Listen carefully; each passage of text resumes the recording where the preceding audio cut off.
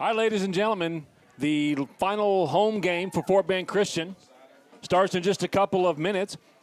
Just as we get ready to go, we'd like to introduce you to the team. Chris Deeb is in the truck, ready for the team intros. Aiden McDonald, senior. Bobby Rossi, senior. Caleb Howard, senior. Claude McCondy, senior. Aaron McCartney, senior. William May, Georgia, senior. Preston Spiegel, senior. Ryan Matta, senior. Cohen Carpens, junior. Sam McKissick. Solomon Cole, junior. Andy Cook, sophomore. Blaine Baird, sophomore. Cliff Self, sophomore. Grant Harrelson, sophomore. Marcos Romo, sophomore. Seth Montani, sophomore. Ben Longbottom, freshman. Benji Elizondo, freshman. Clay Krish, freshman. James Donovan, freshman. Jalen Zuber, freshman. Max Ortiz, freshman. Nathan Robinson, freshman. Nick Garcia, freshman. Samuel Cole, freshman. Yeah, we are ready to go now. This is going to be a big game. Camille, tell us about the big night tonight. Yeah, tonight we have a lot of things going on. Tonight we have our senior night for the cheerleaders, the football players, and the trainers. And as well as that, we have a new event happening at Fort Bend Christian. We have Midnight Madness happening after this game. We're going to go to the gym. Apparently there's going to be a lot of fun things. There's going to be gift cards. First 100 people there get a free Whataburger. I mean, there's a lot of things happening there. So the Booster Club's really stepping it up. I'm really enjoying all the new things happening at the school. Yeah, brand new athletic director Kelly Carroll. She's been there for quite a long time, winning state championships in softball. She's been for several years. She's been our assistant athletic director. She takes over the AD spot this year. A lot of new things, a lot of cool things. Midnight Madness is one of them. It doesn't start at midnight like college basketball does, but Midnight Madness will be about 10 o'clock or so right after this game in our own gymnasium. It'll be pretty cool. But Camille, we've got a pretty good football game coming up today. That's what I think. What I checked, we're 3-2, but Cypress is 2-4. They got beat. I don't know what district they're in because they're playing. I mean, they played Houston Christian, but there's also this school that they played called Regents, St. Paul, and Kelly Catholic. I don't think I've ever heard of those schools. Yeah, this is actually our district. They played some other teams, and some pretty big teams, some pretty good teams. We don't really know what to expect because we haven't played any common teams, same teams this year. Julian Hood with the kickoff, and we're ready to roll. Nice line drive kickoff. It is taken by number, it looks like a 21. 27. 27, also a good number. Christian. Andrus. Oh, okay. Yeah, I'll work on the names. You know, I'm going to leave the names to Camille because she can see that paper better than my old eyes can. Well, Eagles took one on the chin last week against a very, very strong Lutheran South team, a team that will be contending for a state championship. So that was a tough one. We'll be having Midnight Madness. We'll be explaining that to you. This game promises to be a bit more. Right now it is number 11 under center, Drew Hirth. And we got number 32, Jackson Landrum, in the backfield. I remember Landrum from last year. Pretty sharp player, got a lot of yards, and number 27 joins him in the backfield. Here's a pitch. A pitch over to Andrews, and he's not going anywhere. He's going to lose a yard on that play. In on the tackle. Nice job, as looks like Robert Walter was in on that one. Remington Strickland in on that one as well. Nice start. After last week, giving up about 9 million yards of rushing, again, against a very good, very disciplined, very experienced team. Nice to get a start off this game. Second down and 11 yards to go, just starting off this game if you're joining us. It's going to be a passing play. He's almost intercepted. He's going to get a flag on, looks like McKissick. He's going to say he got there a little bit early. That pass was intended for number 5, Jackson Owen. So number 11, Hirth, is going to be hurling the ball around as senior. defensive back and quarterback for the Warriors. We've got pass Penalty's going to be a pass interference. Going to put about maybe 5 yards on, maybe a first down. So, Mr. Williams, predictions for this quarter. We have to do it every game. I don't know. I predicted a 3-point win last week, Camille. I'm gonna leave it up to the actual prophet. Oh no. You can make your first prediction for this game. First quarter score. Boom, 2 touchdowns. 2 touchdowns in the first quarter for the Eagles. And Warriors? First and 10. No touchdowns. No at all. touchdowns. Not even gonna move past, Not getting past midfield. Yeah. Here's a handoff to the up man, the fullback, immediately tackled by Remington Strickland.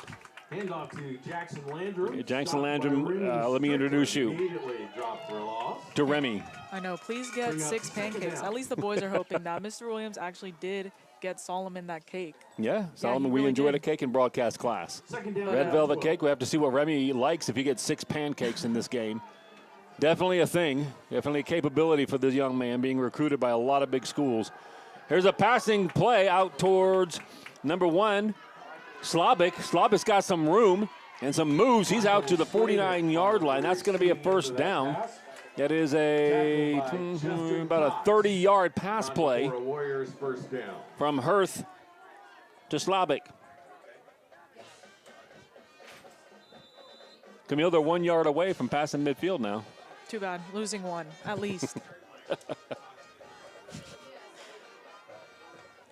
Here's your first down and 10 for the Warriors at their own 49-yard line. Snap's going to be a handoff to Andrews. He's going to get around the corner, and he's going to be up close to another first down. Is to Christian Andrus. And they're going to mark him at a first down. Out of bounds by Blaine Baird. Okay, they may have passed midfield, but that doesn't mean that they're going to get any touchdowns ever. Okay. Like during this game, I highly doubt it. Hey, I'm gonna be trusting. honest. I've seen you in action. I've seen your work as a prophet. I know, I'm like, my work, not their work. Makes a difference.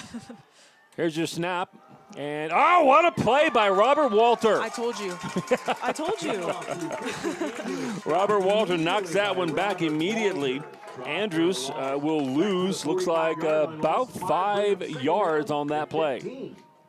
That's like a false start penalty right there, thanks to Robert Walter getting in the backfield. That's one of those plays where you let the defensive end come on through because you figure your running back can outrun him. He didn't. Somebody forgot to chip Robert Walter on that one. He's too big and too fast, folks. Here's a blitz by the Eagles. Passing play is going to go out towards number 9. Number 9 is Joshua Story. It's incomplete. Defended well by James Donovan. You know, I'm seeing Justin Cox out there. I don't think I've seen him all season. Has he been injured like this whole season? Played the first couple of games. Hurt his, I think it was one of his legs, a knee or a hamstring injury. Had to sit for a couple games. He's back. He's fast. He's athletic. He's a senior leader. Really nice to have him back. Third down and 15 for the Warriors. Snap back to Hirth. He's looking around. He hits number 9, Story. And he's going to be tackled immediately. That's the Solomon Cole. Oh, we messed it up. And Blaine Baird. I didn't set you up. That was the Solomon Cole and Blaine Baird on a tackle. Nice to see Blaine back to his normal self. Last week he had to play with a cast on his hand. Still playing with that cast, but he's got to get used to it. He's our leading tackler, having an excellent season as a sophomore. Cypress will punt the ball. 8:45 left in the first quarter. Back deep is Solomon Cole. And that ball is going to take a good bounce for Cypress, and they're going to down that thing inside the 5-yard line. It's a nice punt by number 32, Jackson Landrum. For the Eagles, it'll be first and 10. So that looks like we got about 99 yards to go, Camille. But we also have Solomon Cole, Georgia Bote, and Claude Mincondi. After the football game tonight for Midnight Madness. It's not going to actually happen at midnight. We're going to go ahead and say the cheer roster. Meanwhile, they're setting up. We have the seniors that are having their senior night tonight during halftime, which you can tune in as well. I'm going to be interviewing the new head cheer coach, Miss Civalero, Angie Civalero. So we're going to go ahead and go through the roster really quick. The captains are Annie Matthews and Paige Estes, both seniors. The chaplain and juniors, Kylie Blanchard. Seniors, Maddie Roberts, Hannah Potter, Navia Dixon, Jalen Gerard, Chase Hubbard, Julia Webster, junior Mandy Camp, and as I said before, Kylie Blanchard. Claude Mincondi on the carry. I just heard Mr. Reeves. I was reading the cheer roster. I'm not sure what happened. See? It's okay. I was busy saying hello to my wife who's been gone for a week at the 8th grade Camp Eagle trip. So oh, no. I left you alone there, Camille. My fault. All right, we'll get the rest of the cheerleaders in just a second. Thanks for jumping in on that one. I didn't tell you that was going to happen. So first down for the Eagles at about the 18-yard line. This is going to be a keeper and a very hard hit and a fumble. That was number 7, Griffin Fisk, that hit. J.D. Meagle knocked him backwards. Cypress Christian's Ryan Randall. J.D. fumbled the ball, and Cypress is going to be in great position. Uh-oh, Camille. This means nothing. This means nothing, says Camille. We're trusting Camille. We're all trusting her. Listen, this is a senior's last game, and I highly doubt they're going to let something like that throw them off. I think they're in the zone. Last time to play in front of the home crowd. All right, snap back to... Oh. Well, that's number 32. Number 32, Jackson Landrum, walks in virtually untouched from 20 yards out. I am slightly unsure. Maybe you're just surprised our defense to have to run back out there. Our offense doesn't really cough the ball up very much. They had to run back on the field, and they were not ready. One play, 20 yards, and a rushing touchdown from Landrum. Okay, my prophecy may be a little bit wrong. But I don't think one touchdown is going to ruin this for the Eagles. I've been watching the Astros and the Texans and a lot of professional sports. They make a lot of mistakes too, okay? Don't sweat it. Especially the Astros game last night. It was all mistakes by the announcer. So, Camille, you've got about another 15 to go before anybody's going to say anything. All right, folks. Eagles down 7-0 in the first quarter. We'll be right back.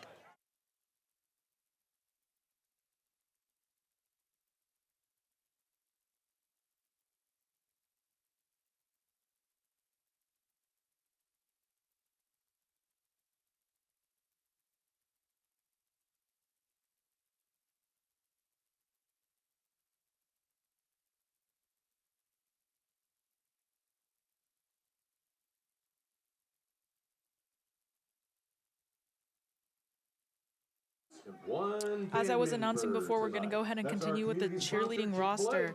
As I said before, junior Mandy Camp, junior chaplain Kylie Blanchard, sophomore Haley Hendershot, freshman Elizabeth Ingram, and Nina Singleton. The spirit girl of this week is Nina Singleton. Nina is a hard worker, dependable, and always ready with a smile. Her dedication to the team makes the team stronger. She excels not only in cheer, but in academics as well. She is a great asset to the team. Congratulations, Nina. That's awesome. Brand new cheer coach, Angie Civalero. Is she coming in at halftime? Yes. Okay, so after we announce all the senior night stuff, stay tuned as freshman theology teacher and cheer coach, Angie Civalero joins us. Here's your kickoff. Is going to head towards the Solomon Cole. He's going to take it up the right-hand side. He's got some blockers in front of him. He's breaking a couple tackles. He'll come down at about the 22 or 23-yard line. Eagles will have the ball for the second time, looking to hang on to the ball and do some damage. The last time we did a Midnight Madness has been about maybe 7 or 8 years ago since we've done one. Pretty fun. You going to go? I will. Good. There's a lot of gift cards, a lot of Whataburger, a lot of... There's Dick's Sporting Goods, Whataburger, Starbucks. And who doesn't like Whataburger in Texas? I'm just saying. No one. Just saying. All right, J.D. Meagle's got Claude Mincondi in the backfield. First down and 10 for the Eagles, 23-yard line. Meagle's going to keep it. He's going to roll out to the right-hand side. And he's going to get about 5 yards off of that carry. The ball out to the 30-yard line before being stopped. J.D. Meagle has put together a solid season so far, passing and running. What's his running yardage as of right now after the last game? 400 rushing yards. That's a lot. That's not too shabby for a quarterback. You're looking at about 80 rushing yards per game for a quarterback. Several touchdowns to go along with that one. So much that Camille started calling him TD Meagle. Here's your handoff to Mincondi, left side. Mincondi's going to get a first down. Going to get out to the 35-yard line. On the carry. First down and 10 for the Eagles. Stopped by How about his passing yardage for JD? 1,007 pass yards. 1,007 yards. So looking at somewhere around 220, 230 yards a game for the young man. You know, I was actually mistaken. His all-purpose yards are 1,407.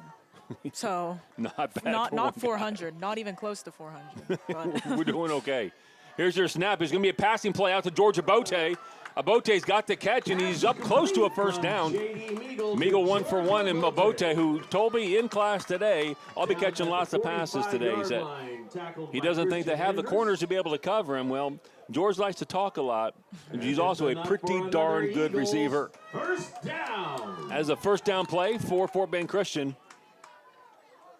Meagle and McConaughey again in the backfield, 4 wide receivers, and we're ready to roll. Meagle's going to keep that one and lose 2 yards. J.D. Meagle. It's a good job by number 56. Lawson Ellisor. Lawson Ellisor gets that one, a senior defensive lineman. Nice play to lose 2 yards on that one. Meagle doesn't have too many plays that he loses yardage. In fact, the Eagles' offense hasn't had too many plays where they've lost yardage this year. We've had some games this year, folks, putting up 40 and 50. We've also, had our games. We've given up a few points here and there. Snap back to Meagle, rolls right, looking for a pass. He's going medium range. That is, guess who? The Solomon Cole. There we go. We'll get our timing down. We're both busy watching the play happen. That is a 25-yard game, but there's a flag. Of course there is. You're not playing Eagles football unless if there's a flag, Mr. Williams. Well, I'll kind of smile at it and say, okay, that's fine. Get your one. What was the 25-yard gain, a holding call on the offensive line. We have had a couple of penalties in the last couple of weeks that have hurt a little bit. But me and Camille are going to keep on smiling, keep on announcing the game. But, yeah, that was a 25-yard game wiped out. It's okay. We survived last game. We can do this one. Well, we figure that every time there's a really big, exciting play now, we can announce it, but then we immediately look backwards to see if there's any yellow flags on the field. That's kind of become our norm right now.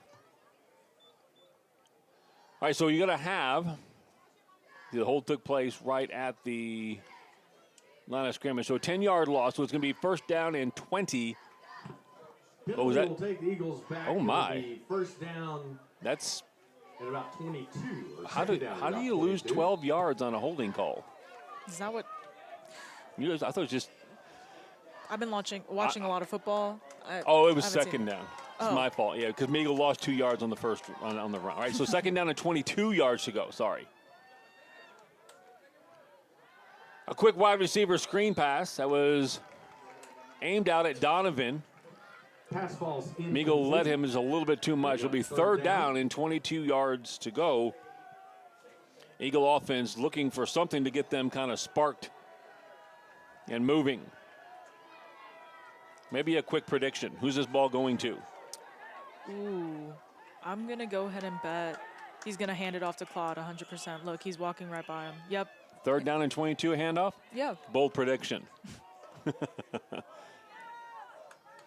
Even if he does, maybe a pass to Claude. He's going to go over to Abote instead, and Abote is going to break some tackles. Jeez. He's got a chance, folks. He's got a chance. There he goes. Kid's got speed. Out of bounds at about the 10, but you're not going to believe what I see on the field. No, you're joking. You're joking. Where? I'm not joking. He pushed him. At the 40-yard line. And that 55-yard penalty is going to bring them right back. Take the ball all the way to the. What was the call? I didn't see it yet, but they already pointed backwards, and the Eagles' offense has to come back. Okay, the only thing I saw maybe was that he pushed them in the face. But you said you can push them in the face as long as you stiff arm You it. can stiff arm, but the flag came in the middle of the field, so it's going to be a flag on somebody for blocking or. An illegal crackback block is being called against the Eagles. The guy on the field right here that has played more professional football than any of us is questioning the play. I'm going to go ahead and stick with him. Plus, he's our head coach, so I can do that.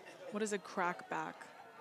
Kind of maybe like a blindside block where you're not looking for it and you turn around this way and there's a guy smacking you can't see him. Okay, well, this football.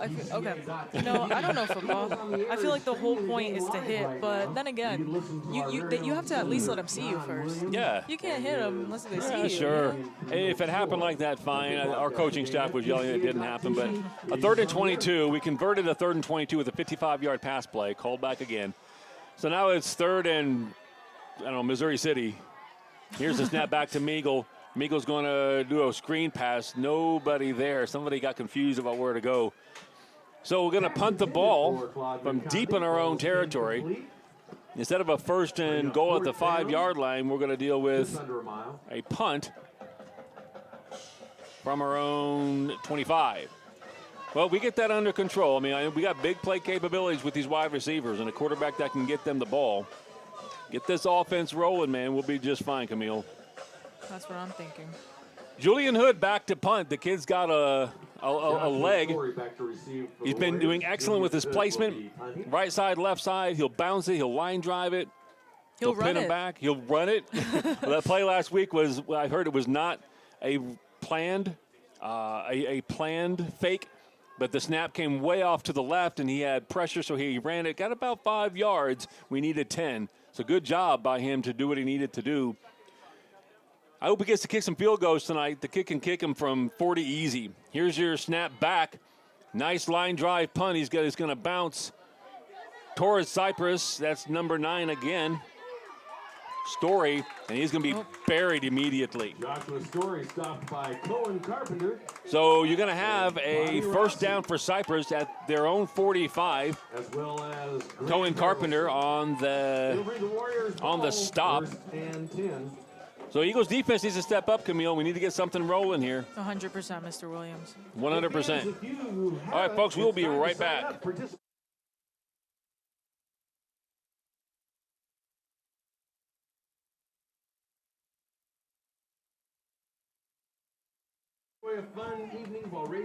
That was a really fast break. I wasn't expecting that fast. Here's your pitch.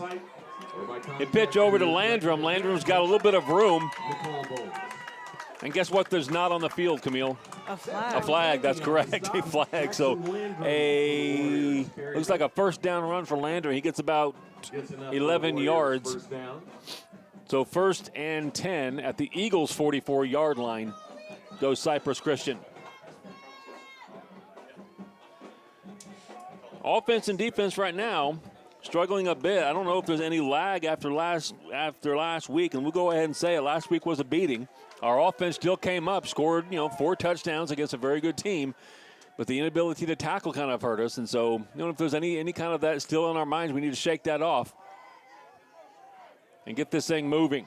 Here's a pass towards number 1. That's intercepted by the Solomon Cole. He got a touchdown last week on a fumble play. He gets an interception this week. Pass was too high for Slavic. Cole gets the tip pass and returns it 45 yards, and the Eagles are in good space. 1st and down on our own 29-yard line. Now we're in business. Mr. Williams, listen, I used to think he was way too cocky to be calling himself. He made up his own nickname. In case you guys didn't know, he came up with the Solomon Cole. But seeing him in basketball, I mean, the kid's an athlete. I feel like he's not cocky enough. He needs to be more confident and cocky. Good call. All right, Eagles are going to move the ball now. This is a handoff off to Minkondi. Good defensive play there. That's 56 again. The second time we've had him. Lawson Elsor Loss of about 1 yard. A loss of 1 yard on that one. Ellerser has been doing some disruption in our backfield. Need to put a body on him and knock him backwards. Tonight after the game will be Midnight Madness. Everyone's gonna Second down and 11. The grand prize, which is Rockets tickets to a November 15th game. Mincondi still in the backfield. Midnight Madness in the upper Got a school tight gym. end in the game. We don't do a lot of tight ends, but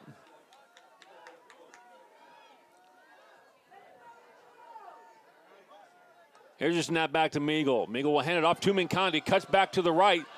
Off to the right again. Back upfield. Oh, my word. Claude Mincondi on the carry. Nice moves by Claude.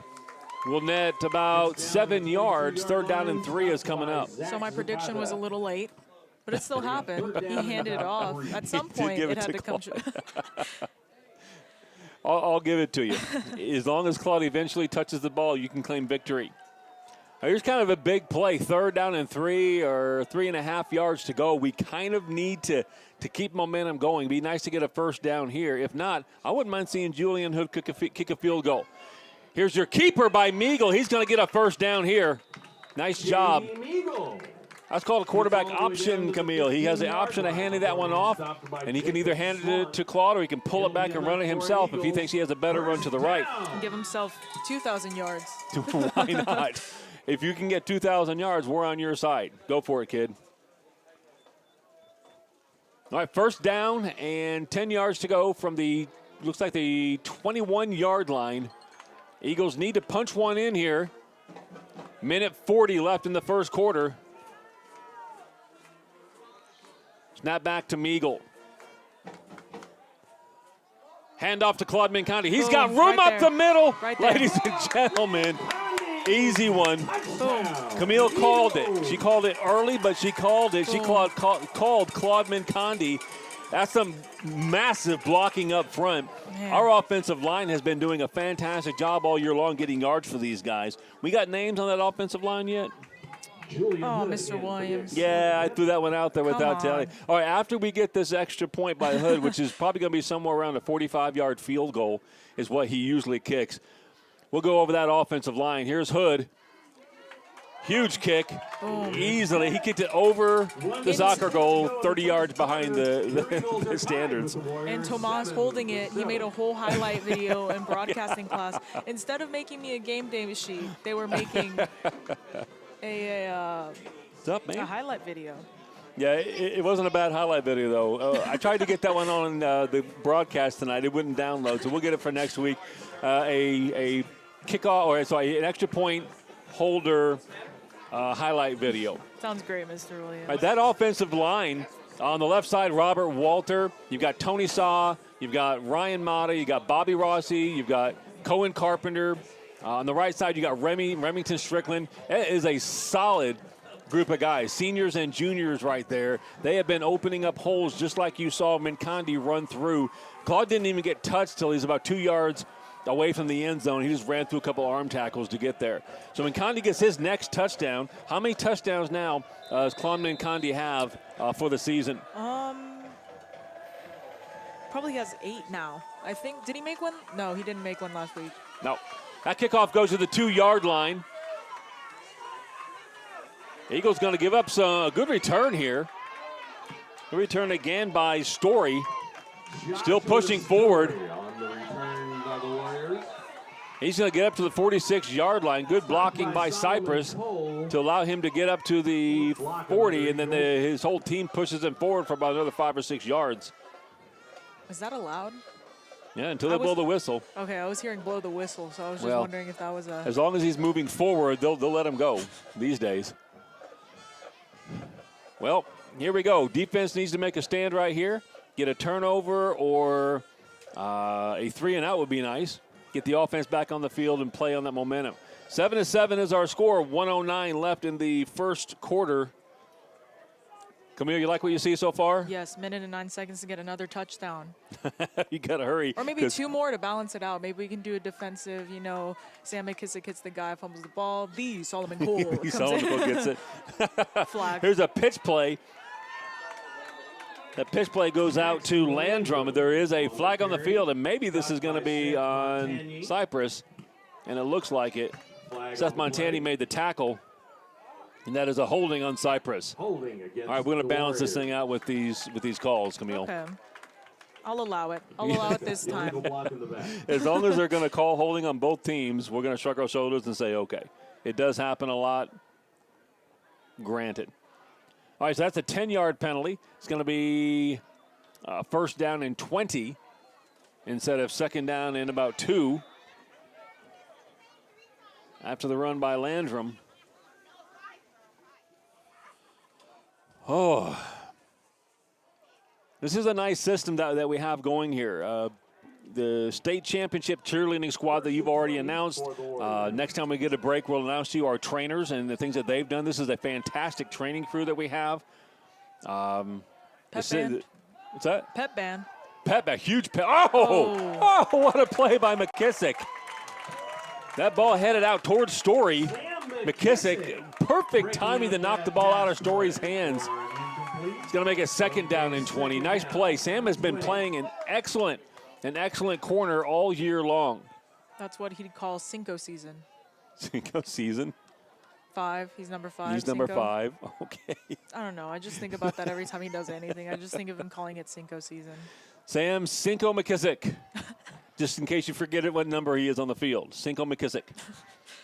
Whatever works for these guys. They keep on making big plays. I'll call them whatever they'd like. Second down and 20 yards to go for the Eagles. Here's a pitch.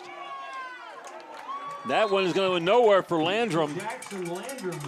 And a whole herd of Eagles is on it. Donovan was the first one there to hit him. McDonald was there. Jalen Zuber, freshman defensive tackle was there. Carpenter was there. Montani was there. Good. Let's gang tackle these guys and take away these runs. Make them a one-dimensional team. Make them pass the ball. We'll get some more interceptions like the Solomon Cole just had. I didn't warn you about that one, did I? Just do that. No. I gotta do better at warning you when that's coming. We had the whole the arm motion where we have to do the. They can't even see what I'm doing. I don't know why I'm saying that. Well, the reason he gets so much time on Eagles on the Air is because he is on the broadcast team in the broadcast class. So we'll mention the Solomon Cole about 10 more times. The clock goes off before Cypress can snap the ball again. End of the first quarter at 7-7. You did call 14 points. They stole 7 of them, but you called the right number. Yeah. I'm going to give you credit for that one. Thanks. Okay. Right. Ladies and gentlemen, after one quarter, 7-7, we'll be right back.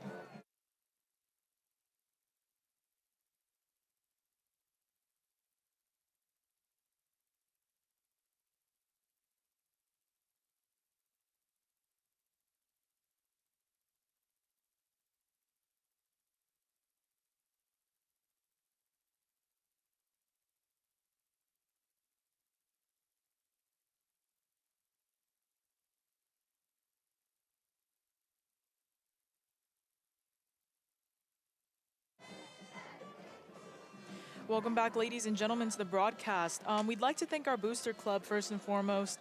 Thank you for donating for our brand new Midnight Madness. We want to say thank you to our community sponsor Chick-fil-A, owned by FBCA parent Brent Kubala, for donating gift cards for tonight's Spirit Fan giveaway. As well as that, we're going to go ahead and announce not Midnight Madness, Senior Night, halftime. Mr. Williams, is there pass intended for Jedi Jones? anything? Incomplete. Not get to the microphone on. Not bad. Thank you very much. There's a lot of stuff happening tonight, folks. That pass from Hurth is incomplete. Jedi Jones. Wrong credit. Jedi Jones was guarding on the play. Well done. Had him step for step. And we're going to have a punt. This is going to be Landrum punting the ball as well. And we got back to return is the Solomon Cole. Solomon Cole. Here's your kick, a high punt. It's going to take a weird, funky bounce, probably a high bounce, and we're just going to let that one roll.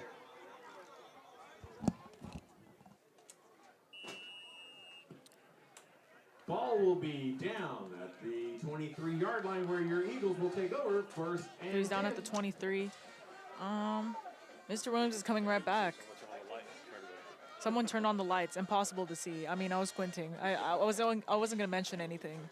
Someone turned on the lights in the booth. Evidently, they didn't bring their phones in the visitors' coaching booth, so they just turn on the lights and they can't see something. It happens. All right, Eagles offense back on the field. We just started the second quarter.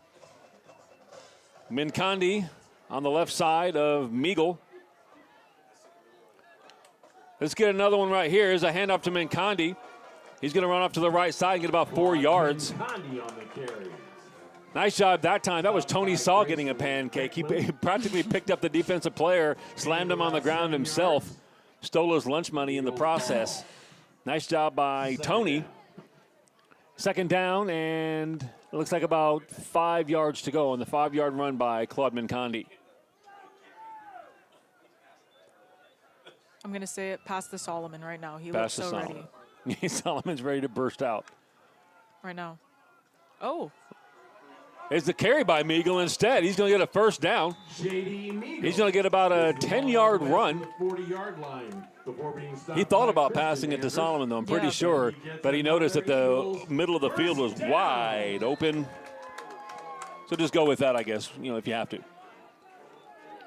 But at some point, we're going to get that Solomon Cole pass. Caleb Howard, no catches yet. He's still our leading receiver on the year.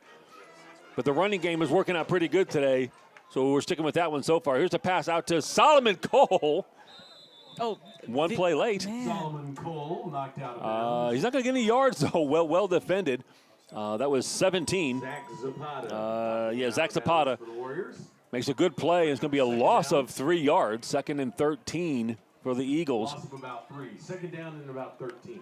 Last week, we started passing it over the middle somewhere around the third quarter. We had some success with the slant plays to Caleb and to Solomon and to George. Maybe we can get back to that one today or tonight. Here's a hand up to Seth Montani. Montani's going to bull forward for about 10 yards. Nice job. Seth is the heir apparent to the running back position, right behind Claude Mincondi this year. Montani, I think, is a sophomore. Yes. So we got 2 more years with Seth. Hard-nosed kid, tough player. You see him burst forward right there. Claude is more of a guy who'll wait and use that quickness to get out to the side. Seth hits the hole like a bull. And if you're in front of him, you're going to get smacked. Montani in the backfield again. Here's a keeper by Meagle. He's going to get a first down.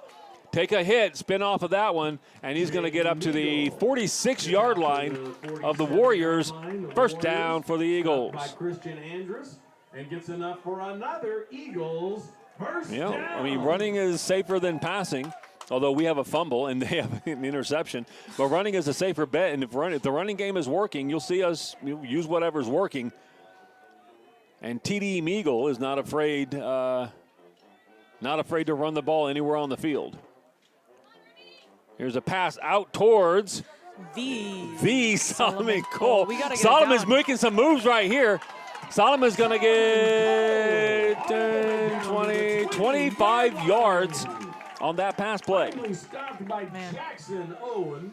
You feeling a big game for Solomon? Absolutely. Another Eagles. I mean, since the first game, he's really come in clutch. Like, I think last week is what really settled, like, wow, he is the Solomon Cole. He's been good all year. Last week it was great.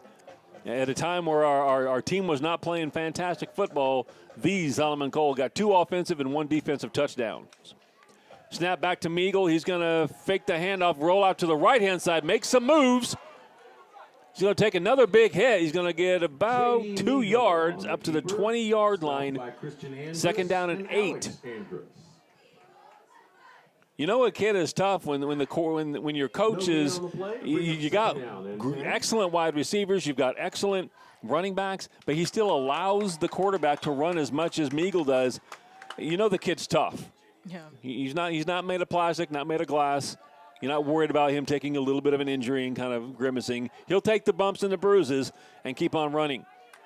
Snap over to Meagle, handoff to Montani, hits a hole, and he meets Ellisor again. On the carry, stopped by nice tackle. I see JD limping a little bit. Bring up third down. And it's his right leg, I think. Yep, and still on the field, too. He's not going to call for anything off. Of course not. No. He wants to play. He wants to play football. I'm fairly sure he could lose his right leg on the field, pick it up, toss it to the side, and ask for the next play. I'm fairly sure that would happen. All right, Montani's getting this possession so far in the backfield. He's on the left side of Meagle. 3rd down and about 8 yards to go. He's a pass over to the Solomon Cole into the end zone. Boom. Give it up, Troy. There we go. There's that slant pattern across the middle, and it's the first or second time we've run that kind of a pattern this game, and they weren't ready for it. He ran right between the defenders and the zone defense that they're playing, and see you later. Too much speed. I mean, think about it. You could throw to Solomon, Abote, Howard. You could throw to any one of these wide receivers and have the same play. You got a great receiving core. Touchdown by Meagle. Nice play that time by Romo to get the ball and get it down, and good job by Julian Hood to get the 47-yard field goal for the extra point. You know, he was talking to me before the game started, and he was, I think he had just run like some laps or something. He was walking by. He goes, "Hey, Camille, you know, I heard you on the broadcast. You were saying that one of the kids missed the field goal, and he said that you said that if it were me, that I would never miss that field goal." I thought that was cool. I was like, "Yes, of course, Julian. I'm your biggest fan, only for you." Julian's a good kid. We like him. He's a character in class. I enjoy having him into there. He's a fantastic soccer player. If you get to announce any of our soccer games, it's fun to do. Julian's one of our top boys players on a very good boys team. But he enjoys playing football. I think football might have taken over. I'm not sure. His top spot for favorite sports to play. He's an athlete. He's fast. He even goes out there sometimes and plays some wide receiver for us. The kid's got a leg. Smart kid, fun kid. He's one of these guys on this team, and this team has grown to love each other. Jordan Black has done amazing things with this crew. These kids love to play football, and they love to hang out with each other. Here's Hood's kickoff. It's a nice one. It's takes that last bounce. It was heading towards that corner to keep him from getting a good return, but it took that funky football bounces out of bounds. 7:36, and Eagles are up in the second quarter, 14-7. We'll be right back.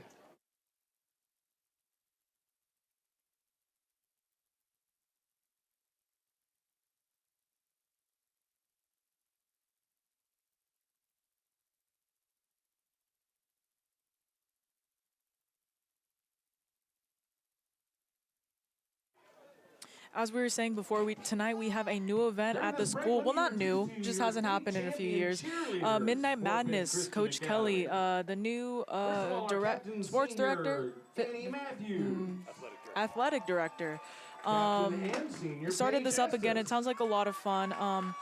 As well as that, we're having senior night, as we said before, during halftime. First, before that, I'm going to interview the new cheer coach, Angie Civalero, as well as the theology teacher. Never say Bible teacher to Miss Civalero. Oh, good Lord, no. She doesn't have a Bible degree. She has a theology degree. Absolutely. She teaches theology. Make sure you don't make that mistake today, okay? Oh, absolutely not.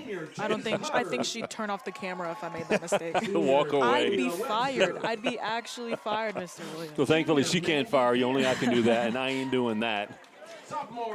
Well, stick around because halftime will be senior night, and then Camille interviewing Mrs. Civalero, theology teacher. All right, Eagle defense on the field, trying to bottle up Drew Hurth in this offense. Here's a pitch, a missed pitch, and the Eagles are going to get the ball. Number 27, Christian Andrews, could not handle the pitch, and the Warriors return the favor the Eagles gave them. And we've got the ball on the 21-yard line after that mistake by the Warriors. Oh. Told you, Mr. Williams. Well, no, I really didn't. I just mentioned Solomon's touchdown. But can we let it slide that I kind of did it, talking about Solomon, that fumble? Sure. A little bit, thank you. We're going to give it to you. And who's going to get, if we get a touchdown here, who's going to get this one? She excels not only in cheer, but in academics as well. She's a great asset to the team. JD or Nina, Spirit Girl. No, gotta get one. Gotta get one. Okay, who's back there? JD, this is Claude in the backfield. Miguel's looking to pass. Oh, well. Lofts one up towards Solomon Cole. Oh, man. Drops it. Barely. Oh, just off the fingertips. There is a flag. That in that area usually means something on the defense. Solomon Cole had it just for a second right on his fingertips. Oh, man, let's see if this one we assume is going to be on Cypress because of where it was thrown. Waiting for the signal on this one. And it is on Cypress. They're marching off. Is that a personal foul or? Oh, just holding. Okay. Holding on the defensive backs. Probably why Solomon couldn't catch up to that pass because he was held. They grabbed his jersey or something. Beautiful pass, too, by Meagle. And if, without the hold, that would have been the second touchdown for the Solomon Cole. I'm going to say it's Caleb. You going to give it to Caleb? Why not? Here's Mincondi. Good grief. That is an excellent play. That is number 90, Jacob Swan, into the backfield to slip between a couple of our offensive linemen. That doesn't happen often. Not a lot of guys have been getting in our backfield this year. He got into there and made a quick tackle on Mincondi, and that's going to be a loss of about 3 yards on that carry. So Claude has a touchdown already. Not much luck on that play. Second down and make it 14 now. Second down and 14 for the Eagles. Snap back, and it looks like Meagle looking for a pass play. He's going to send one back towards. And it's going to be out of bounds. It was headed out towards Solomon Cole, but let him out of bounds. It's supposed to be a quick pass play, but whatever the quick pass was supposed to be was not open, and Meagle wisely sends one out where only our player can make a catch, just a little bit wide, and we got third down and 14 yards to go. This is Claude Mincondi. It's his turn to have a series right here. He's in the backfield. That solid offensive line in front. 4 wide receivers. Mincondi in motion. Meagle waiting. Flips one out. It was supposed to be a wide receiver screen where we kind of allow some defenders to get into the backfield, but the screen was not open. And we're going to have 4th and 14. It looks like we're going to get that field goal attempt from Julian Hood. Kind of waiting for one of these. I mean, I like touchdowns. But we like Julian Hood better. I'm just kidding. Really don't get a lot of field goals in the high school game. You usually don't have guys that can kick accurately like Julian can. A lot of things have to happen to make these things work, including Marcos Romo at the holder. Marcos is also in the broadcast class. We pump up Marcos. He doesn't need much help. Here's your snap. And Hood, that's easily through. Good grief. That was snapped from the 18, kicked from the 22, a 32-yard field goal like it was nothing. We have to come up with a nickname. Yeah, we kind of touched some last time, the leg or something. Nah, it's been done. His favorite team is Tottenham, but they stink this year, so we don't want to do anything with them. I'm trying to. That's our goal by the end of this game is to get a nickname for Julian Hood. Something maybe that we could use in soccer as well. I got it. What do you got? Got a field goal to make. Julian should. Okay, now you're fired. that right there did it. Now you're fired. Julian should. It was kind of funny. I can't even lie. It was kind of funny. Julian would, should, could. Now we're gonna keep searching. Okay. Keep looking. I'm gonna take a moment to give a special thank you to the Booster Club.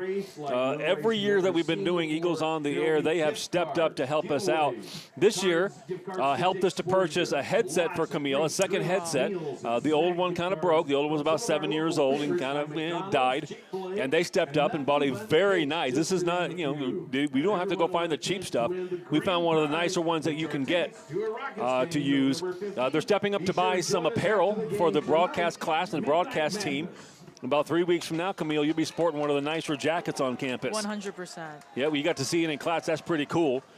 Julian Hood with an onside kick. Oh. Did no one? Yeah, it only went 9 yards. Oh, he tried that kick. It was one of the bouncers, and we were going for it.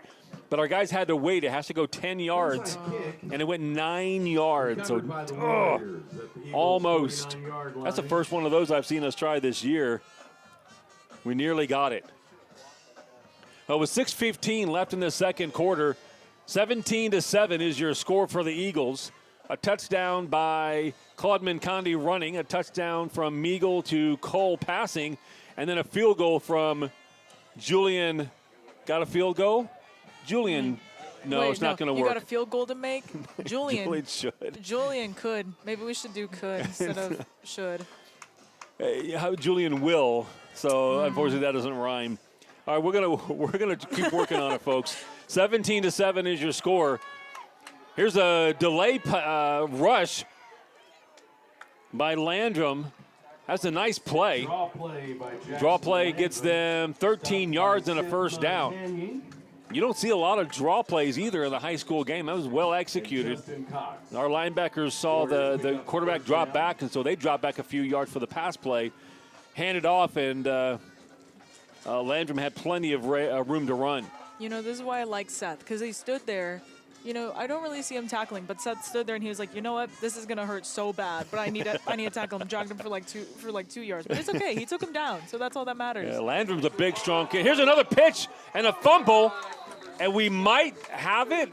It is Eagle ball. There you go. We've given up one fumble and we've taken 2 away. That pitch play has not been kind to the Warriors. Last 2 times they've tried it, they fumbled. Eagles have the ball again. And we are at our own 40-yard line, 60 yards to go for a touchdown. And we've got 5.5 minutes left in the second quarter. I'm liking this more and more, the way it's going. Yes. They just need to warm up, get in the game. That's all they needed. Yes. Shake off the cobwebs from last week and start doing what you should be doing here. Running and passing the ball, playing a little bit of defense, causing problems in the backfield like we did. Here's your handoff to Mincondi. He's got a ton of room. Mincondi's going to get 20 yards on that run, 22 yards on that run. He can rack up a lot of yards tonight. We got so many weapons. When you pass the ball well like we are, it opens up the running game so well. And we are moving again, Camille. Take a big sigh. I'm enjoying this so much after last week. Me too. It was a tough week to go. There's a big old grin on my face. I can't even talk. All right, first down. This is a pass going out towards the Solomon Cole. Pass took a while to get out there, and Solomon makes the catch, gets back to the line of scrimmage. That's number 20, Alex Andrews. There's a lot of Andrews on this team. They're brothers. It's a nice tackle. Nice tackle by the number 20, Andrews. And it's going to be no gain. And there is a penalty on the field. You don't know, I'm going to say Mr. Williams. If by halftime we're winning by a ton, we have to go to the locker room and say, you know, Coach Black, can you give the ball to Remy? We were talking about it in broadcasting class, and it's like foolproof. Who's going to sit there and stop Remy? Who's going to block him? Himself. Who's going to push through him? Himself. Who's going to score a touchdown? Not running as fast. Snap it to him. He could pass it to himself if he wanted to. 100%. He's Remington Strickland. He can do whatever he wants. I'm not stopping him. No way I'm trying to stop that kid. Way too strong. Folks, if you are listening and you have a Twitter, go ahead and tweet us. We are at Eagles on the Air. At Eagles on the Air. Let us know you're listening. We'll get you on the air. Handoff to Mincondi up the middle again. Claude's going to push forward after that holding penalty. It was 2nd and 20. And he's going to get about 7 yards on that rush. Going to be third down and about 13 yards to go. You know, Miss Williams, I'm going to get sappy for a little while. Uh-oh. I love this. I love doing this. You know, I'm standing up here and I'm thinking about it. And I'm like, wow, freshman year I would have never expected to be up here. But now I'm up here and I genuinely enjoy doing this. Booyah. I just feel like I need to say that. That's good because I need you up here. I really do. Meagle on the keeper.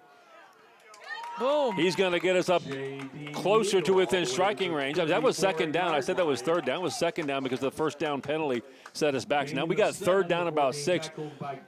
Camille, I've heard more people just walk up to me and either say Camille's doing awesome, or they'll tell me who's up there with you now.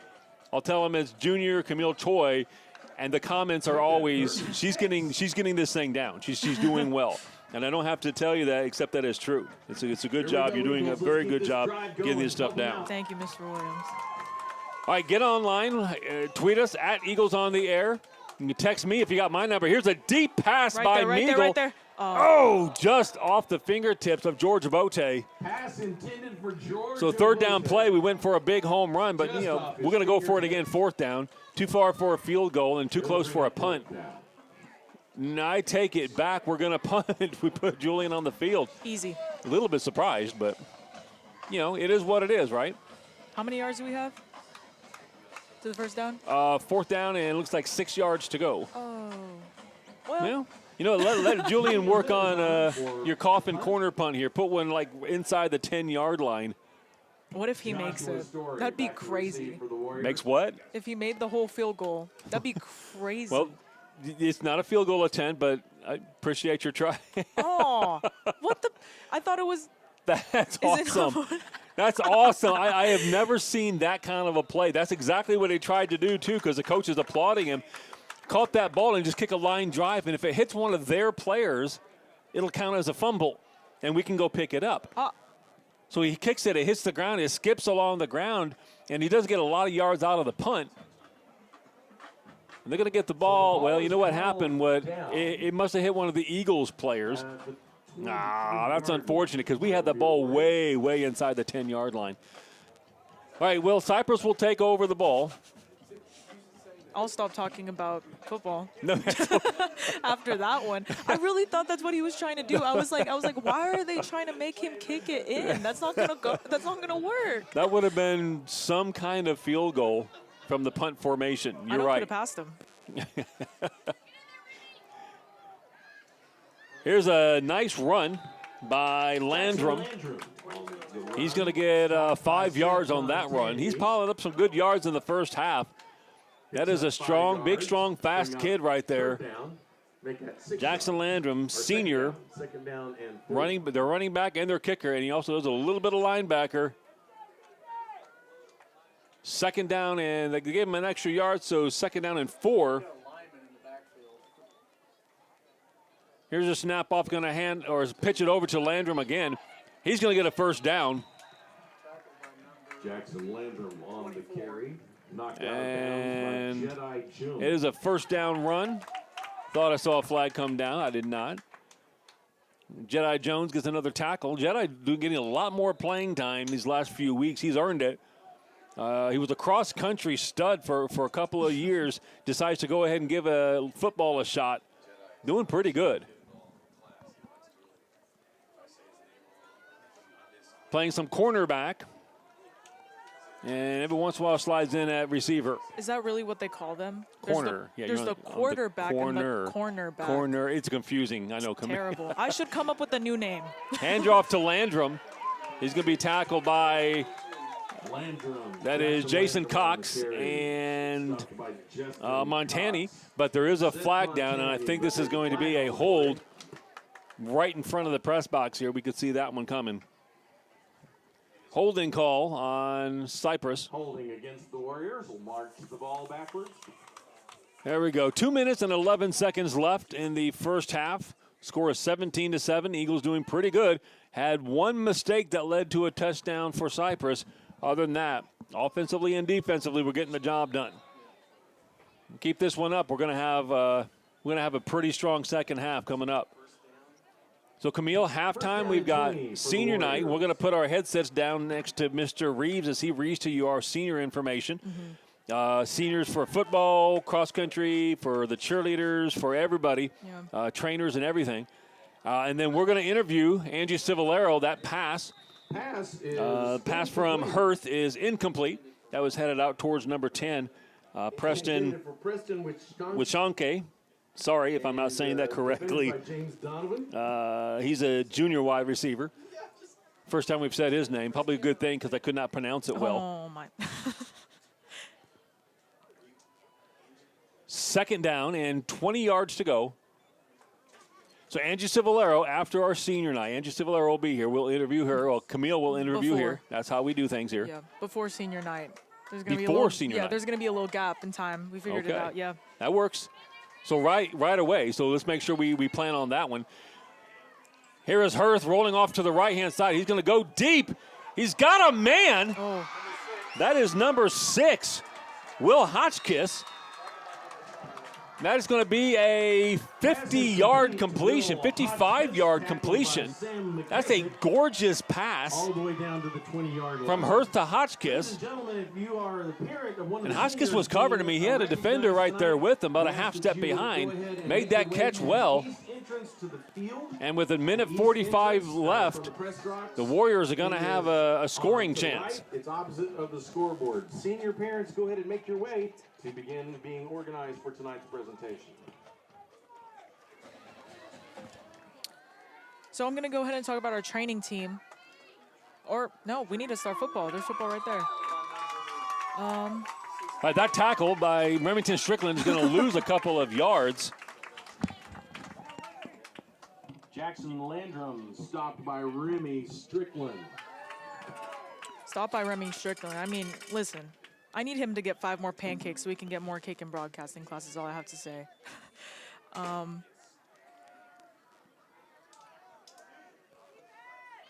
We're going to go again. Launches it way over. Pass is incomplete. The pass is incomplete. I think he was trying to hit number 1. Intended Michael for Michael Slabic, as Mr. Reeves just said. If you can see on the side of the field, we have the training team. I'm going to go ahead and start. There's probably going to be some football in between that, but I'm going to go ahead and say a few of the names for the trainers. We have Faith Avila, Eric Choi, Luke Dibble, Riley Marlowe, Megan Ogden, Sarah Stubbs, Ariel Warren, and Amiente Williams. So we're going to go back to football really quick. It's 3rd down. Passes up for, I don't know who that is. Oh, there's a flag down. Flag on the play in the end zone. Barely misses it. I don't know what the call is yet. Pass intended for Joshua Story. Intended for Joshua Story is what Mr. Reeves just said.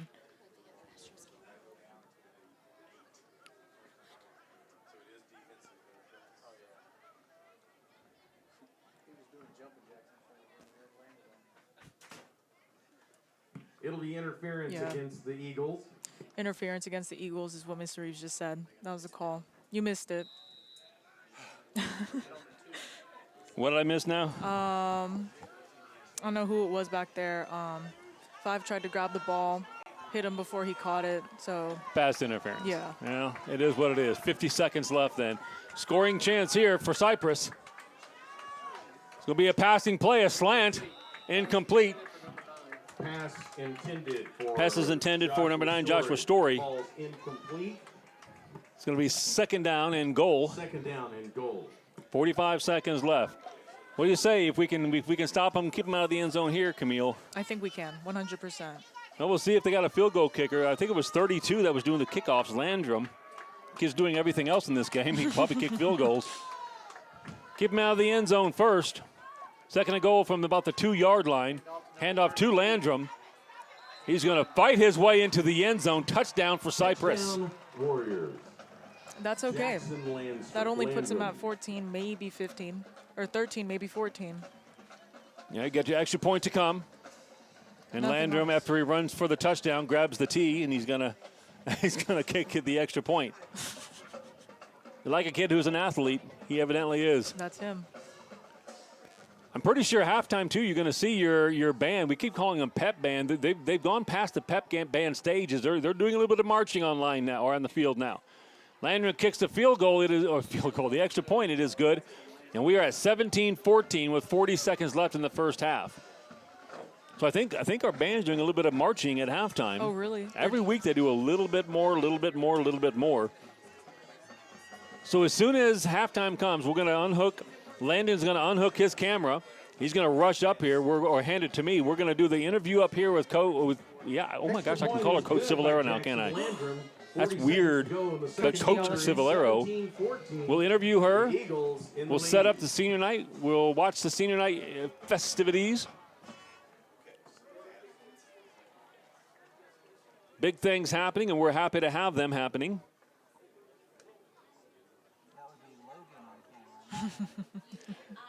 Logan, not Landon, I'm told, because it does not matter how many times I say hello to the kid. I cannot remember names. He needs to be in my class. If he's in my class, I'll remember pies. I mentioned that I'm from Detroit. We drink a lot of RC Cola up there. Oh. He brought me in a couple of RC Cola bottles. Glass bottle RC Cola. There are a few things on earth that God gave mankind that taste better than that. A little bit of a huddle here on the kickoff, and it looks like Landrum's maybe they're considering an onside kick. I mean, you got 40 seconds left, so maybe they'll try something onside. We're thinking about it. We put most of our players up close to the line of scrimmage or to the line we're supposed to go. Here's a chip instead. It's going to squirt past. Solomon Cole's going to pick it up at about the 1 yard line. He's going to try to get a good return here, get us in good shape. Here goes Solomon. He's out to the 25-yard line. 30 seconds left in the first half. All the way out to the 25-yard line. And we got 75 yards to go if we're going to try anything. I kind of wonder, with 30 seconds, you got a lead. Kind of wonder if you're going to go for something big with just 30 seconds left. I mean, I hope so. I want to get some highlight footage for this broadcasting class. We want to get highlight footage. Each week we try something new. We try. If you did not see the newsletter that went home online this week, a broadcast class had our first broadcast from the gymnasium, so we tried that one out. Who knows? Maybe some highlight videos are coming up next.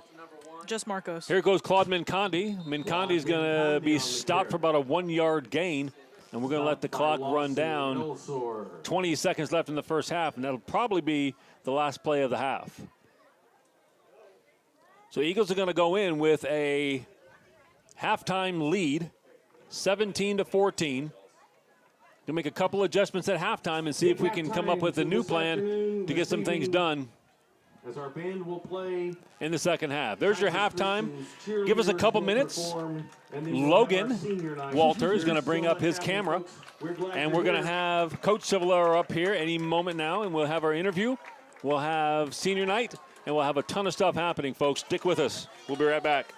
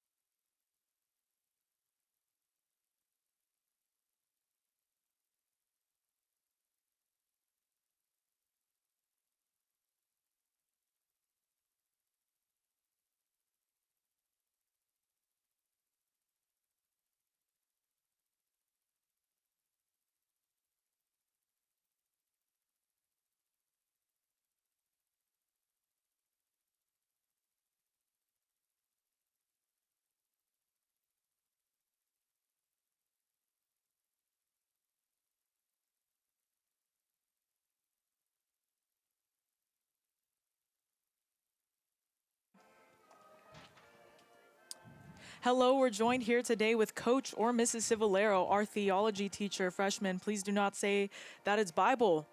Do not say that is Bible. She will, wow. It is not Bible. She will get so angry. So we have a few questions. We have 4 questions today to ask you as the new head cheer coach. Yes. So how do you feel about being the new head cheer coach? How do you I'm feel about really it? excited. Really excited for this opportunity and to get to know the girls. And I'm just looking forward to the rest of this year. And what are your plans for the cheer squad now? They've already proven themselves to be an excellent team. They won state last year. And so I just want to continue in that tradition.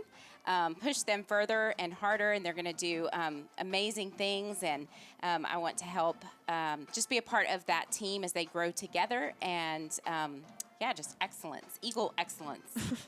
And what is your favorite part about being the new head coach? I get to know the girls in a different way. As a teacher, of course, I get to know my students, and I love my students. But being a coach is a little bit different, and so I'm looking forward to just building a team with them and being a part of that and encouraging them and helping them see their true potential. And the last, most important question, am I your favorite student? Well, technically, you're not my student anymore. Okay, past so. student. Okay, let's take away the hypotheticals. Am I your favorite student? You know, favoritism. Scripture Don't- talks about that. No! I'm not sure that that's of God. I love you, This is Camille. Eagles on the Air. This isn't theology class. Theology is everywhere. You're right. Everywhere. That was my fault. Did you not learn that in my class? I'm so sorry. Okay, we'll take away that question. I'll just say Okay. yes. We'll just say yes. Thank you, Ms. Civalero. Again, we're going to go ahead and go to the pep band and to senior night. So this is back to the other camera. Thank you so much.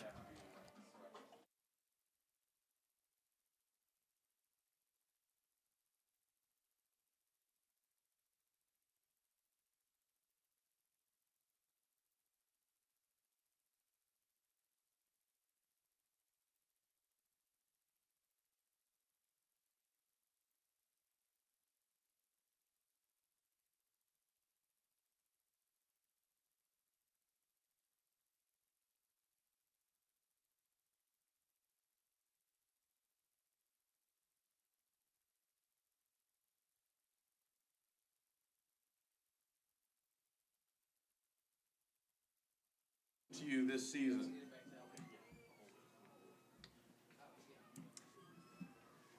Tonight, ladies and gentlemen, we get to honor our senior athletes for football, trainers, cheerleaders, and cross country.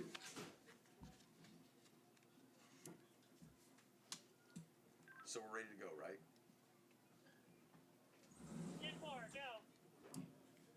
As we present the seniors, they'll walk forward with their escorts, and each student will receive a rose and a picture of the senior athletes on their team. We're going to start tonight with the football team. Justin Cox. Justin is escorted by his parents, Jonathan and Janine Cox. This is his first year attending FBCA and participating on the FBCA football team. He'll be receiving his first letter as an Eagle. His favorite moment was catching his first interception. After high school, Justin plans to attend college and major in business. His favorite verse is Romans 8:38 and 39, Justin Cox. Our next senior is Gabriel Hernandez. Gabe is escorted tonight by his mother and father, Tara and Edward Hernandez, and his sister, Isabella Hernandez, an alumni of Fort Bend Christian. Gabe has participated on the football team for 4 years and lettered twice. He wants to thank Coach Ken for believing in him and helping him to become the best player he can be. In the fall, he plans to attend college to major in business. Gabe's favorite verse is 1 Samuel 16:7, Gabriel Hernandez. Our next senior is Julian Hood. Julian is being escorted tonight by his mom and dad, Gina Murphy and Billy Hood. He's been on the football team all 4 years of high school and lettered all 4 years. Julian's future dream is to kick for a Division I football program. His favorite verse, Philippians 4:6 and 7, Julian Hood.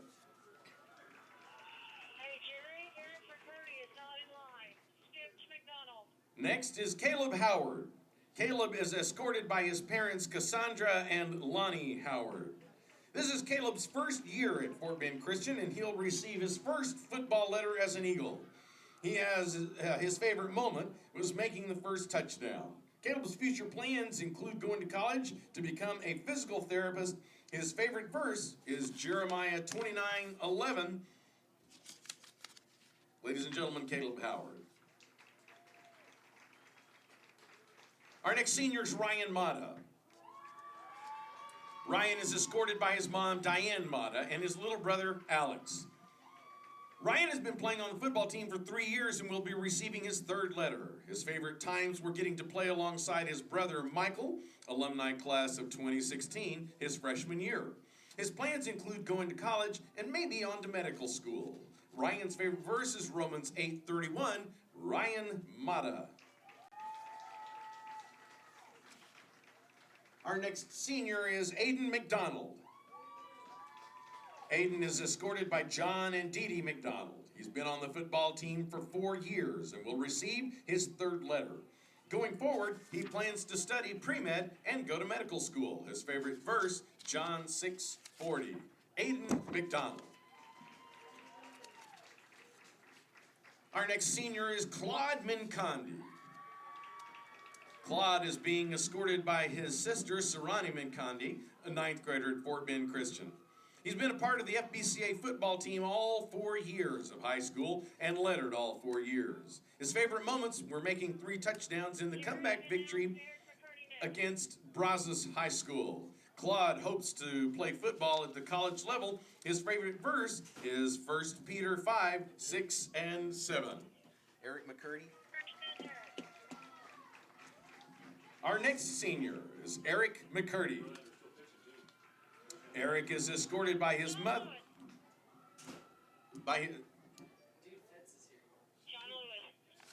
Sorry. Our next senior is John Lewis Mueller. John Lewis is escorted by his parents, Denise and Rich Mueller. He has participated on the football team for 2 years and will be receiving his first letter. His favorite moment was when the team went to play paintball. After high school, John Lewis plans to attend TCU and major in business. His favorite verse is Colossians 3:12. John Lewis Mueller. Eric McCurdy now. Yes. Now our next senior is Eric McCurdy. Eric is escorted by his mother, Robin Busby. This is his first year on the football team, and he will be receiving his first letter. His favorite moment is getting to play a new sport with his friends. Next fall, Eric plans to attend college and major in sports medicine. His favorite verse is Hebrews 11:1, Eric McCurdy. Our next George is being escorted tonight by his mother, Obote. He has participated since freshman year and will be receiving his 4th letter. His favorite moment was making a one-handed catch during the homecoming football game last year. His future plans include attending college to study finance and hopefully play football. His favorite verse is 2 Timothy 1:7. Ladies and gentlemen, George Obote. Our next senior is Graham Payton. Graham is escorted by his mom and dad, Sherry and Tim Payton. He's been on the football team for the last 4 years and will be receiving his 2nd letter. His favorite moment was Coach Black's inspiring halftime speech during the 3-hour rain delay against Cypress Christian last season. Graham's future plans include attending Texas Christian University to major in theology and to go on studying law. His favorite verse is Matthew 7:7. Ladies and gentlemen, Graham Payton. Next is Robert Rossi. Bobby, as he's known by his classmates, is escorted by his parents, Bob and Perry Rossi. He's participated on the football team since his freshman year and will be receiving his 4th letter. His favorite moments were getting to start against Westbury his freshman year and being part of the live broadcast on Fox as a game of the week. In the spring, Bobby will be on the track team. Ladies and gentlemen, Bobby Rossi. Our next senior is Anthony Saw. Tony is being escorted by his parents, Stephanie and Roger Saw. He's participated on the football team since freshman year and will be receiving his 4th letter. His favorite moment was winning in the first home playoff game against Hyde Park his freshman year. Tony plans to study business in college and hopefully make it into law school. His favorite verse is Zechariah 10:5. Tony saw. Our next senior is Preston Spiegel. Preston is escorted tonight by his dad and mom, Johnny and Laura Spiegel. This is his first year to be on the football team and first year to letter. His favorite moment was beating Brazos in overtime and the energy in the locker room afterwards. In the fall of 2020, he plans to attend college to major in psychology. His favorite verse, John 3:16, Preston Spiegel.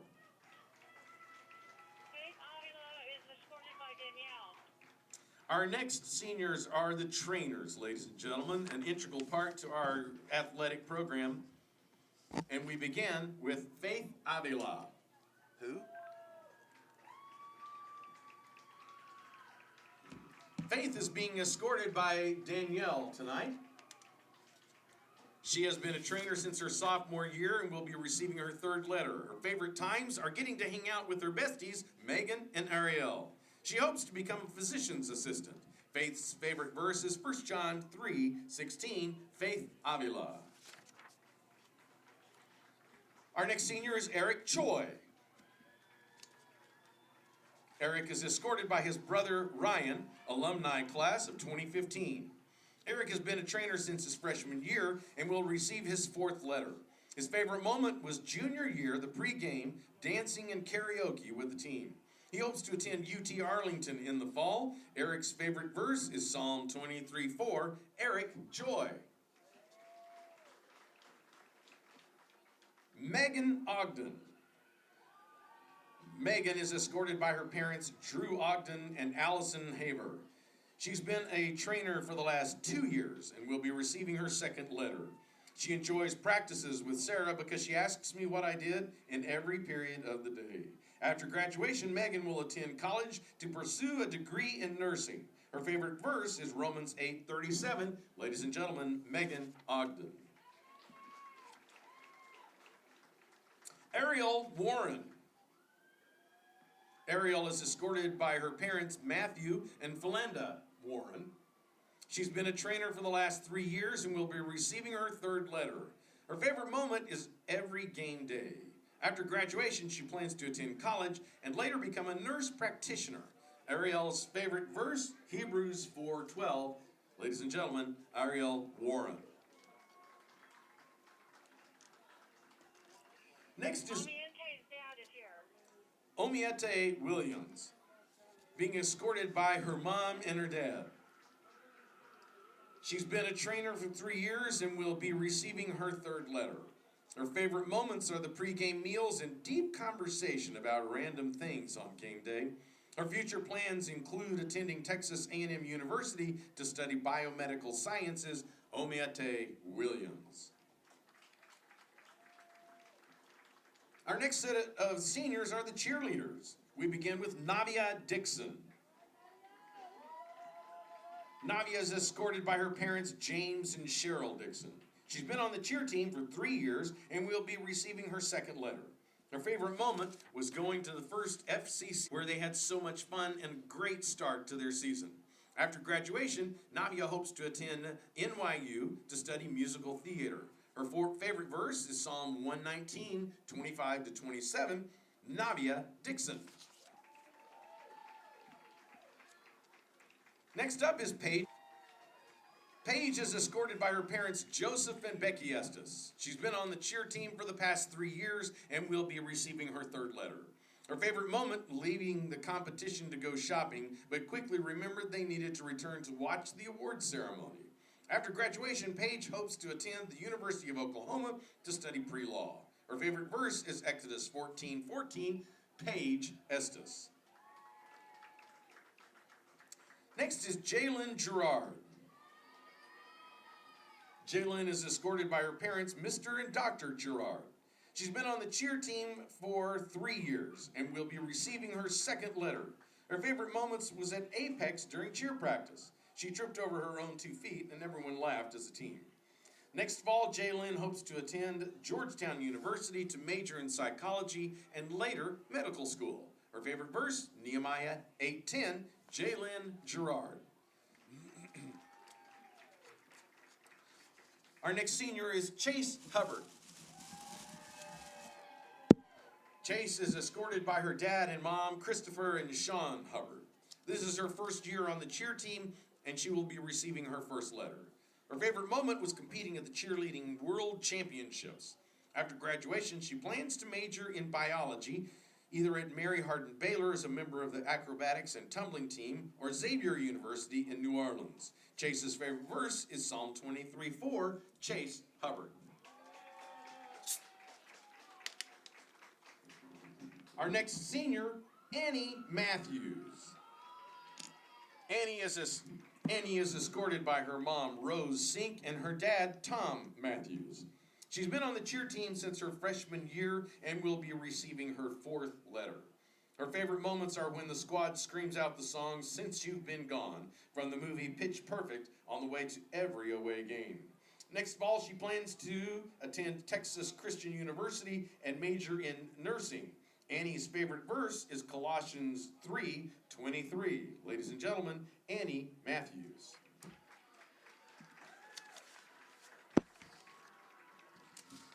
Our next is Hannah Potter. Hannah is escorted by her mom and dad, Stephanie and Todd. She's been on the cheer team all 4 years of high school and will be receiving her fourth letter. Her favorite moment was winning state last season and all the bus rides singing Since You've Been Gone. Her future plans include attending college to major in fashion merchandising and child development. Hannah's favorite verse, Jeremiah 29:11, Hannah Potter. Next is Maddie Roberts. Maddie is escorted by her mom and dad, Lisa and Chris Roberts. She's been on the cheer team for 4 years and will be receiving her fourth letter. Her favorite moments were winning state and falling into the water fountain minutes before we had to compete. After graduation, Maddie plans to attend either Texas State University or Texas A&M University to major in nursing. Her favorite verse is Jeremiah 29:11. Ladies and gentlemen, Maddie Roberts. Julia Roberts is escorted by her grandparents, Jimmy and Beverly Webster. Our next senior is Julia Webster. Julia is being escorted by her grandparents, Jamie and Beverly Webster. And we're going to recognize Julia's accomplishments for both cheerleading and cross country for obvious reasons of her injury to her foot. This is her first year on the cheer team, and she'll be receiving her first letter as cheerleader. Her favorite is being called the new girl for the whole first month. Julia plans to attend either Samford University, Point Loma University, or Baylor. When it comes to her cross-country accomplishments, she was a part of the team for 1 year and will be receiving her first letter. Her favorite moment was watching the team win state. Julia plans to Loma University or Baylor. Her favorite verse is John 16:33. Ladies and gentlemen, Julia Webster. Now for our cross-country team, we start with Riley Cargile. Riley is being escorted by her parents, Kevin and Renee Cargile. She's been on the team for 3 years and will be receiving her third letter. Her favorite moment was going viral on TikTok with my best friends and teammates. After graduation, she will attend and play softball for Campbell University, Riley Cargile. Next senior is Taylor Daly. Taylor is escorted by her dad, Jason Daly. She's been on the team all 4 years and will be receiving her fourth letter. Her favorite moment was after our boys and girls team won district champs. They all jumped up in excitement, and she said me and the seniors hugged each other in so much joy. After graduation, Taylor plans to spend time with family. Angela Pearson. Angela is escorted by her parents. Her favorite moment was when Riley chucking a bucket at her back, only to find out that she had scoliosis and having the team poke fun at her for being Canadian. After graduation, Angela plans to go to college to study medicine to later become a full-time missionary.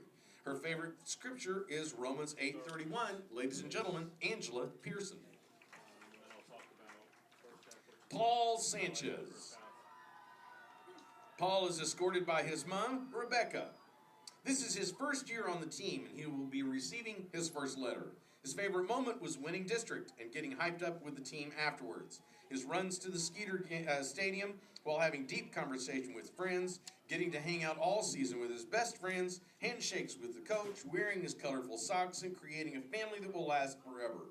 Paul's future plans include either running cross country or playing basketball in college. His favorite verse, Colossians 3:17. Ladies and gentlemen, Paul Sanchez.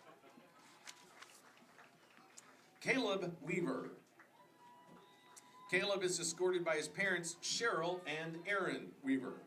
He's been on the team for the last 2 years and will be receiving his second letter. His favorite moment was winning first place in district with his brothers and sisters this season and celebrating together afterwards. Caleb plans to explore the world after graduation. His favorite verse is Philippians 4:6-9. Ladies and gentlemen, Caleb Weaver. Julia will not go across country again. All right, folks, we're going to wrap up Now senior night. for It'll just take a marching couple of band. minutes. We're almost ready to We go have one back for the senior second half. That wants to participate, Katie or Mary Richard. Katie is being escorted by Mrs. Wood, our band director. She's been with the marching band for 7 years and will receive her 4th letter as an Eagle. Her favorite moment was going to Disney with the band. After high school, Katie plans to attend college and major in animation. Her favorite verse is Ecclesiastes 3:1-8. Ladies and gentlemen, Katie Richard. Let's give a round of applause. That wraps up all of the seniors for our winter sports, or our fall sports. Not winter. Sorry, I apologize. Brain dead. Yep. Okay. No matter what, I'm making a room for the rest.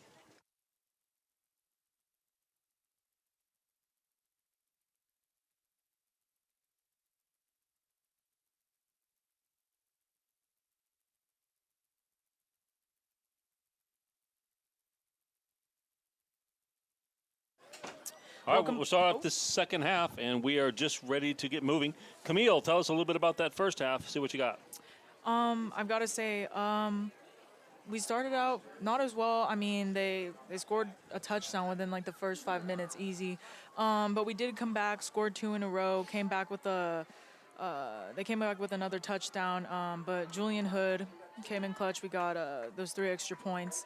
But other than that, I really think that the Eagles are going to keep pushing hard, that they're not going to give up. Obviously, the seniors, this is their last home game. They really want to make the most of it. And I think that can go a long way, like, let alone that, maybe the other team will have, more power or, overall just be like maybe, statistically a better team. But with our team, we have more drive as a group overall, I think. Absolutely. Appreciate all your help in the first half to get these events mentioned. One event we did not get to. Yes, that is a Top Golf Classic. Have you signed up to participate in the school's trip to Top Golf Classic? The event will be held on Friday, October 25th at the Houston Katy Top Golf. Gather your team together and come out and enjoy a fun time while raising money for your school's annual fund. More details can be found on the school website. You may also contact the Director of Advancement, Nicole Bowles, or one of the event chairmen, Clay Kaminsky or Ed Scala, to register. Camille, during that first half, you got yourself yet another compliment. This comes from Jedi Jones' mom listening online. Camille is doing an amazing job. Here we go again. I feel left out on these things. They're completely ignoring, and probably for good reason, because pretty much all I do is yell into the microphone. You are the calming influence on this duo. Camille's doing an amazing job. I could not agree more. Thank you, Camille, so for much. taking this one on. And we got Donald Blackman is online. Donald listens a lot from home. A lot of things happening with this guy, doing a lot of traveling lately. Donald, thank you for being online. Coach Roman is on. Glad to have all these folks listening in. We appreciate you guys. Julian Hood, what he did at the end of the half. This is going to be scooped up by Solomon Cole. He's got some running room. He's going to get out to the 40-yard line. Nice job by Solomon to pick that football up. Camille, you ever been to Top Golf? I don't think so. I don't think I ever have. Is it fun? I have not been there either. I've heard it's an event, though. Well, I'm going to give that one a shot sometime. Camille's going to go solo for just a second. I'll be right back. So, ladies and gentlemen, Mr. Williams has to go do the announcement for the entire stadium. So you're going to have to bear with me. Meanwhile, I try and stutter enough to come across that I know baseball, or not baseball. Wow, I even got the sport wrong. That I know football at all. That's going to be a handoff to, that is Claude. He's going to be down at the 47-yard line. Hey, you just did play-by-play with no problem at all. You know what? We'll just flip this script. You do play-by-play, I'll do some color. Let's not do that. Let's not do that. All right, we'll try that one of the other games. Just so you folks know, next week we are traveling to Victoria. As of right now, we are planning on loading up the entire production trailer and heading to Victoria for our first away game of the season. You going to be able to go, Camille? I think so. You better be able to. Let's hope. Or you're fired. No! Yeah. All right, here's your snap back to Meagle. 2nd down and 2. Another handoff to Mincondi. He's knocking guys out, stiff-arming. He's up the sideline. Huge run for Mincondi out at about the 15-yard line. 20, 30, 45-yard run by Claude Mincondi. We're already coming back, Mr. Williams. Already moving the ball. 17-14 is your halftime score, and 59 seconds into the second half. Mincondi's got a bunch of yards, and the Eagles are moving. You know what there was not on that play? A flag. A flag. There were no flags on that play. We had a big play with no flags. It has not happened much in the last couple of weeks. Happy to have him. Mincondi's got to be close to that century mark now for yards. He is in the backfield again with Meagle. Snap back to JD is going to be a keeper. He's going to roll out, and he thought about hitting one over to Caleb Howard, but he was covered well. We've got a flag on the play. There is a flag on this play, though. I'm not sure what we're going to have here. 2 weeks from now, there is an away game at Second Baptist. However, we will not be able to do a broadcast for that game. So 2 weeks from tonight, Second Baptist game at Second Baptist. We'll encourage you, if you get a chance to come out to the game. We will not have a broadcast that night. But our last game of the year, last regular season game of the year, is Westbury Christian. And as of right now, they're playing at HBU Stadium. Oh, that's kind of cool. That's cool. Yeah, nice big stadium. We'll get our own little broadcast booth. I'm just saying. Oh, that's so cool. Feels kind of professional. It's kind of cool. So hopefully we get to be at the HBU field again to play Westbury. And then if things work out well, we'll have a playoff game in addition. Here's a pass from Meagle. Meagle is heading, well defended. He was aiming that one towards J.D. Meagle, defended by Donovan. That's number 1. Michael Slavic, I think, was the defender on that one. Well defended. He got a hand on it, or otherwise Donovan had the touchdown. 3rd down. Nice pass from Meagle, but good defending by the cornerback. Cornerback. Terrible name. I'm going to be honest. Well, he's kind of on the corner of the field to guard the wide receivers. Like cornerback, quarterback, it gets a little confusing. All right. It is a pretty bad name. A keeper by Meagle. He's got a lot of room out the right-hand side. Right there, Kissing goodbye. J.D. Meagle into the end zone. Boom. T.D. Meagle. T.D. Meagle gets a run from a touchdown to start off the second half on their first possession. That is his 8th touchdown. 8th touchdown of this game, where he scored 7. Not against anybody either. I mean, it was a close game. I missed Julian Hood kicking that's closer to a 55-yard field goal on the extra point. I'm his biggest fan. I'm going to be honest. Still his biggest fan. I think his mom might have something to say about that. She probably wins on second thought. Okay, you're his biggest fan, not blood related to him. Yeah. All right, Eagles lead 24-14, extending that 17-14 halftime lead. That was fast. It's like halftime got over with, and then boom, just like that, boom into the end zone. Boom. I'm tired. Take over, Camille. Okay. And after that, we're going to have Logan come up and take over. Logan is so talented. He's keeping the camera. He's getting all the good angles for you while eating dinner. That's right. One hand on the camera, one hand on the hot dog, shoving down some dinner. You know what, Logan? I'm your biggest fan. Can I be your biggest fan? Okay, maybe his mom will also have something to say about that. You know what? I can't win at this. For your Eagles. You could be your own biggest fan, and you can call that one no matter what. Okay, we'll give it to you. I'll do that. Julian Hood's kickoff. That's a nice one. 3 yards deep in the end zone. Story's going to take it out. He's not going to get too far. He's going to get, looks like the 19-yard line. Good coverage by the Eagles. Good kick by Hood. Stopped by George Obote. It'll be Warriors Obote gets the tackle. First and 10. All right, you got an offensive touchdown right away off your first possession in the second half. Let's get a defensive stop and try to extend this lead. As well as Doctors As Blaine Barrett is limping off the field right there. That hurts as your leading tackler on the team. Hopefully get the trainer to take a look at that and see if he's all right. Riley Marlowe, Megan Ogden. You know, it took us 1 minute and 36 seconds to be able to get down the field and score that touchdown. I like what I see.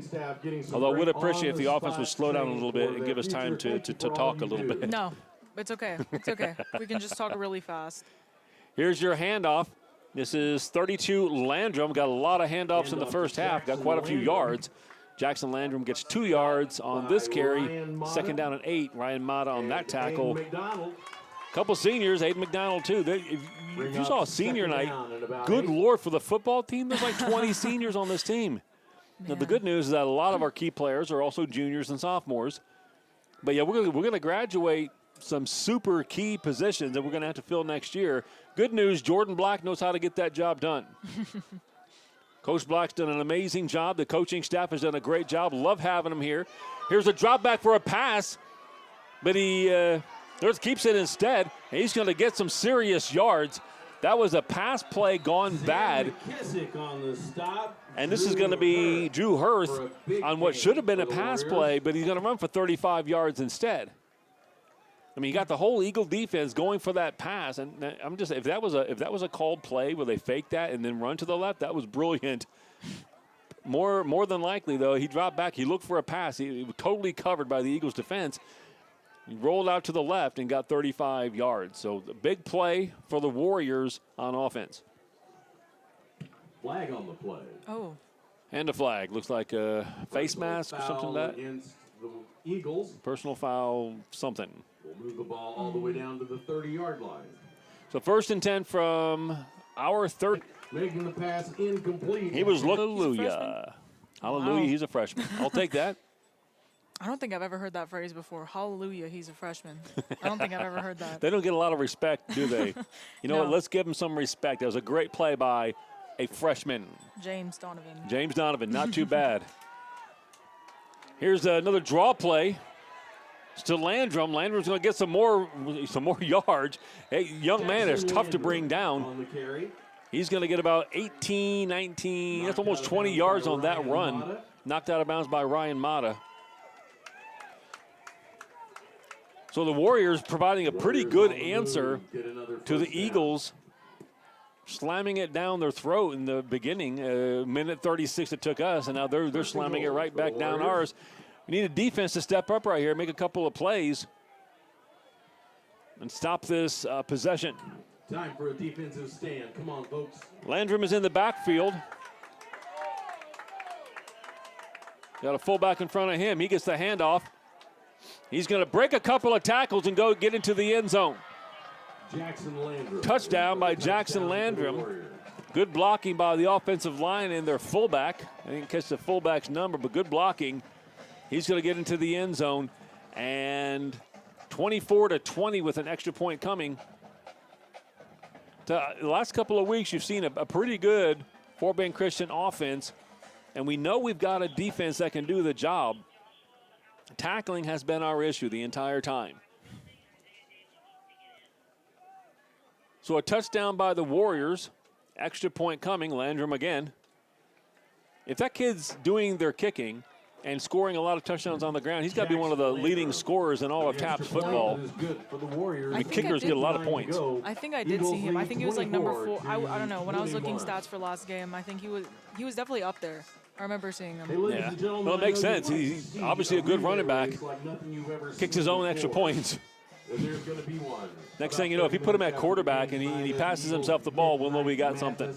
24-21 with 8:59 left. Folks, if you are listening in, please give us a tweet. We've got a couple of them tonight already. We'll get you on the air. Thank you for listening in. We typically have about 100 to 150 people on and off watching during home games. Next week is our first away game. We're going to go to Victoria. Midnight Madness. Put on by your all depending on our tech advisor, because the guy you're listening to right now has no idea how to hook all this stuff up. So only if our tech advisor can go. We're hoping he's able to be free and come be a part of that broadcast. But we're going to hopefully broadcast from Victoria. And then on our way there, we can make a podcast on politics, Mr. Williams. Don't tempt me. Bring your pocket constitution. That'd be kind of cool, right? I mean, hey, you could be the only junior at school with a pocket constitution. I'd have to give you one, and we can have a talk. I think that'd be like blasphemy. I think I would lose all credibility with the seniors. I might too. All right, here's your kickoff from Landrum. He's going to medium chip shot this thing. He's going to land about the 40 and bounce around. Picked up by Solomon Cole. Solomon Cole. It's okay, we can try again. I hiccuped on that one. That's my fault. Solomon gets it out to about the 36, 37-yard line. That's where our offense starts. This is a 3-point lead for the Eagles. 8:53 left. We'll be right back.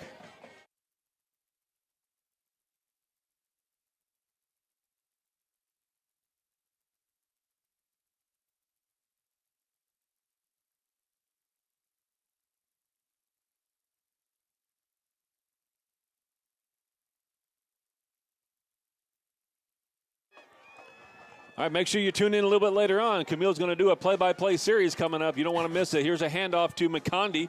McCondy cuts it back. Still fighting. He's going to get a couple of yards out of this run. Second down and 8 is coming up. So we got football here. We've done a little bit of volleyball. We've got basketball coming up. Guys and girls basketball. We got softball and baseball. Which one are you most excited about announcing? Man, I mean, I love basketball. I was obsessed with basketball when I was in the 8th and 9th grade. I was obsessed.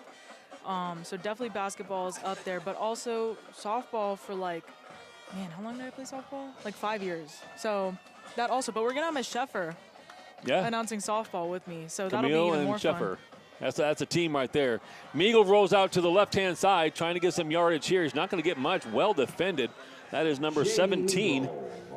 Zach Zapata makes a good play and tackles Meagle for a 1-yard gain. We're going to have third down and 7.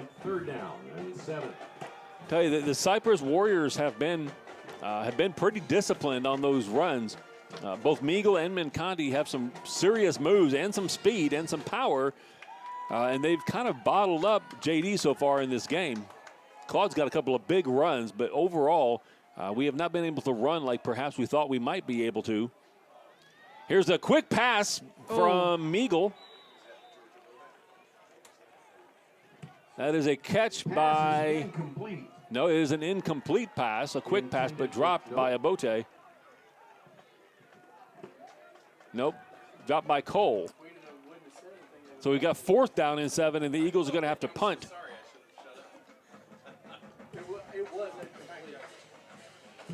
Fourth down. So we haven't had to do this much tonight. We've had one punt. A good job by Hood. Did that line drive punt where he tries to hit one of the Cypress players and see if we can get a turnover on it. Hood back to punt. That's a good job. Get a kind of a weird bounce. It kind of gets a good bounce, though. Bounces right up to Story. Story's got some room on the sideline. He's going to be tackled at the 45-yard line of the Eagles. So 45 yards away from a touchdown come the Cypress Warriors. Scored a touchdown last time out, Camille. We need a defensive stand. We do, Mr. Williams, 100%. Don't forget, if you're anywhere in the area, we do have Midnight Madness coming up after this game. Somewhere around 10 o'clock, we're going to meet in the gym, introduce the basketball teams, bunch of giveaways, bunch of free Whataburger. Everybody loves free Whataburger. That's pretty cool. Top Golf Classic coming up. We got football games coming up, basketball season starting soon. Tons of stuff happening, folks. We're excited to be part of it. All right, snap back to Hurth. He's going to hand this one off to you-know-who, Landrum. Landrum's going to get 9 yards on that carry. It was like 13 in that one game. What was that one game we were watching? And it was just like that one kid. Was it Brazos? 13. Brazos Village. The Village School had a kid that's going to go D1 somewhere for sure. Almost every big play they had was that kid catching or running or returning or something. Probably the shiftiest player that I've seen in years run against the Eagles. So this isn't quite like that, but Landrum is racking up a lot of yards here. There's a pass from Hurth, tipped again. He was trying to get that one to Slavic. From Hurth is intended for Slavic, tipped by Blaine Beard, and it's incomplete. Eagles defense is there, and incomplete pass brings up 3rd down and 1. 3rd down and 1 for the Warriors.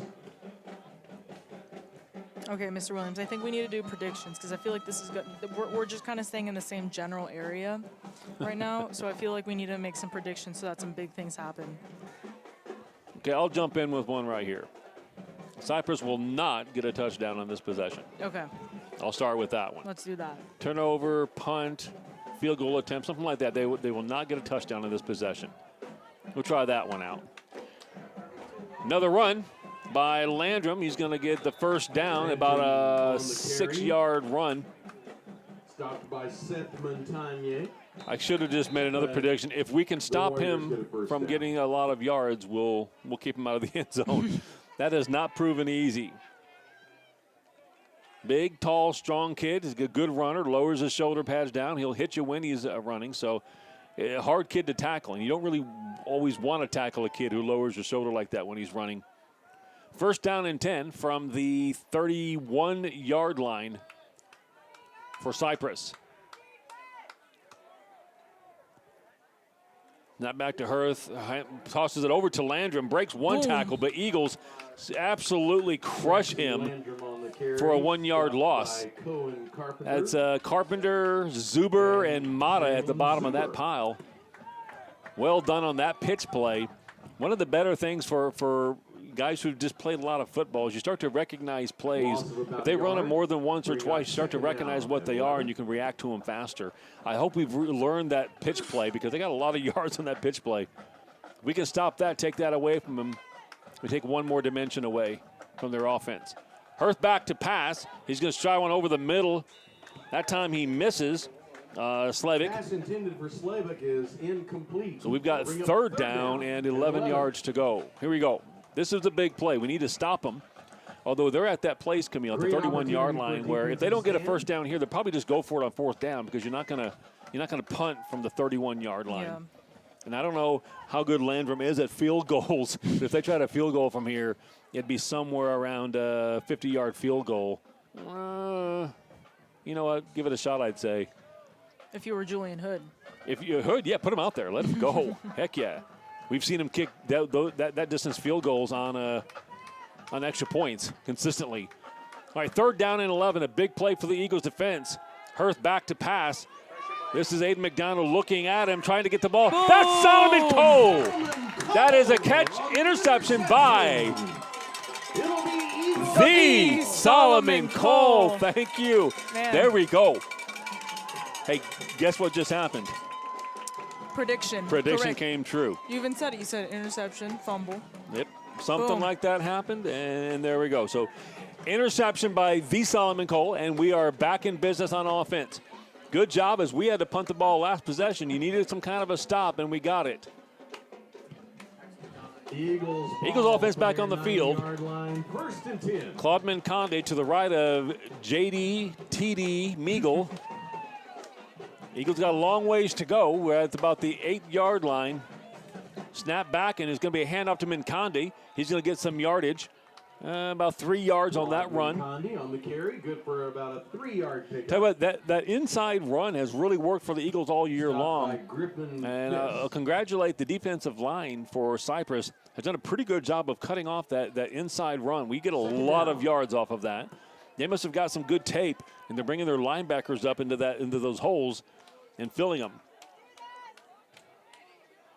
2nd down and 7 yards to go. Meagle in the backfield with Mincondi. Meagle's going to look to pass. Boom. He's going to hit. Oh. Pass intended for Solomon Cole. Solomon's going to smack himself in the helmet on that one. He had that pass for a 1st down, dropped it. That was that slant play.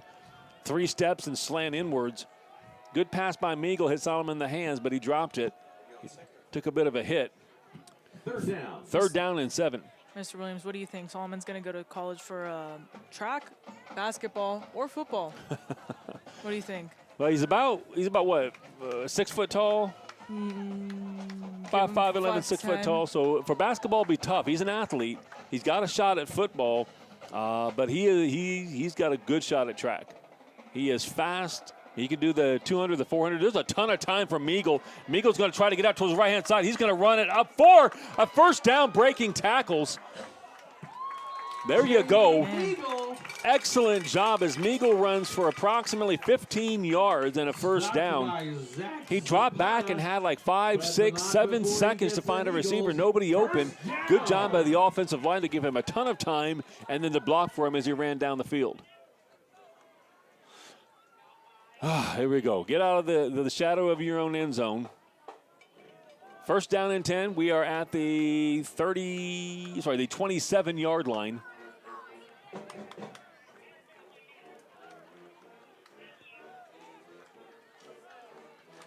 Roll out to the left. Meagle looking for Caleb Howard. Boom. Has the ball, and they're going to say he was out of bounds. It must have been close. That was inches away. Intended for Caleb Howard. Caleb doesn't have a catch yet tonight. He must have their best corner on and playing a pretty good job. We haven't passed a lot tonight, but Caleb doesn't have a catch. I mean, from my point of view, it was definitely in. But, I mean, hey. Then again, I have a bias. Maybe my irises were like, no, Eagles, yes. You know, maybe it was that. It could have been. Maybe a little bit of bias. Maybe. You're allowed to have some bias, though. A little bit of bias. It's okay. 2nd down and 10. Mincondi back with Meagle. Meagle will keep it. Fake a pass. He will not get very far here. Another excellent play by 17. 17 is Zapata. Another good tackle by him. Their defensive ends do a very good job of staying home. They don't go for the fakes. They stay low. They make the tackles. And this is going to be a 3rd down and 10, and it's a no gain on that play.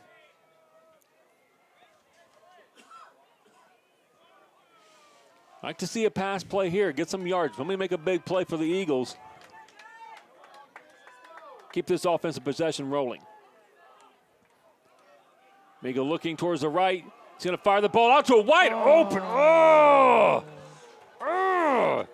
Somebody wanted to score a touchdown before he caught the ball as James Donovan, wide open, ran an excellent route. Great pass by Meagle, too. Hit him right in the hands. And he was already making a move, thinking about maybe scoring a 70-yard touchdown. Instead, we've got 4th down and 10, and we're going to punt the ball. That's unfortunate. Excellent play, everything except the catch. Julian Hood is back to punt. Here's your punt. Nice kick out towards the right-hand side. It gets past Slevick and out of bounds. Ball goes out of bounds at the 30-yard That's a nice kick as Slevick tried to cut that one off. Couldn't quite reach it. And that's going to end up being a 10, 20, 30, 40, 50-yard punt. 45-yard punt by Julian Hood. The event will be held next Friday, October 25th. All right, folks, defense back on the field, 24-20 with 2:40 left in the 3rd quarter. We'll be right back.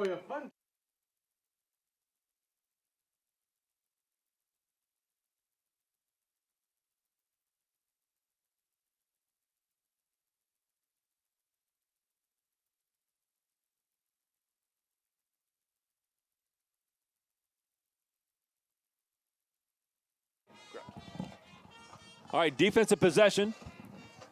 Eagles on the field. This is Hurth on a keeper. He's got some yards out to the right-hand side. He's going to be run out of bounds, and he's knocked out of bounds at the 47-yard line, about a 16-yard run by Hurth. He hasn't run a whole lot, but the couple times he's run, he's got some first downs. 2.5 minutes left in the third quarter. Eagles hang on to a 3-point lead. Prediction right now. Yep. Not going to get past the 40. Not past the Eagles' 40-yard line. All right, Camille's 13 yards away. here's Landrum. I have faith. Oh. Landrum's got a first down, and he gets about 11 yards, 12 yards on that run. And he is at the 40-yard line. Didn't go past it yet. No, he did not go past it yet. Maybe Rob Walter will, shoot him into a different dimension. It's possible. If Rob wants to, he can shoot a lot of people into different dimensions. Want to say thank you to Logan Walter. He's been doing our camera every game so far. To say thank you to Christy being here, helping us out, running the truck tonight. Landrum for a run here. He's going to be bottled up pretty quickly. A 2-yard run from Landrum. Make that 3 yards. Zuber on that first one on the tackle. Carpenter in on that one as well. Are Logan and Rob related? They would be brothers. You are correct. You're joking. Logan, y'all are related? And Logan is looking at her like, you didn't know this? You and Rob are related? What? They're brothers, yeah. That's they're so different. If you knew them both, they're so different. That's why I was confused. Here's a pass from Hurth. This time he gets number 9, Story, and he's still moving. Eagles not able to wrap him up. He's going to have a first down play. About a 14-yard pass play by Hurth. The Warriors haven't had a whole lot of success with the passing game. That was a nice-looking pass to Story for a first down. They got a first down now at the Eagles' 31-yard line. And they're moving, looking to try to take a lead here if they can get into the end zone. 1 minute left in the third quarter. Eagles defense needs to step up. We need a play here.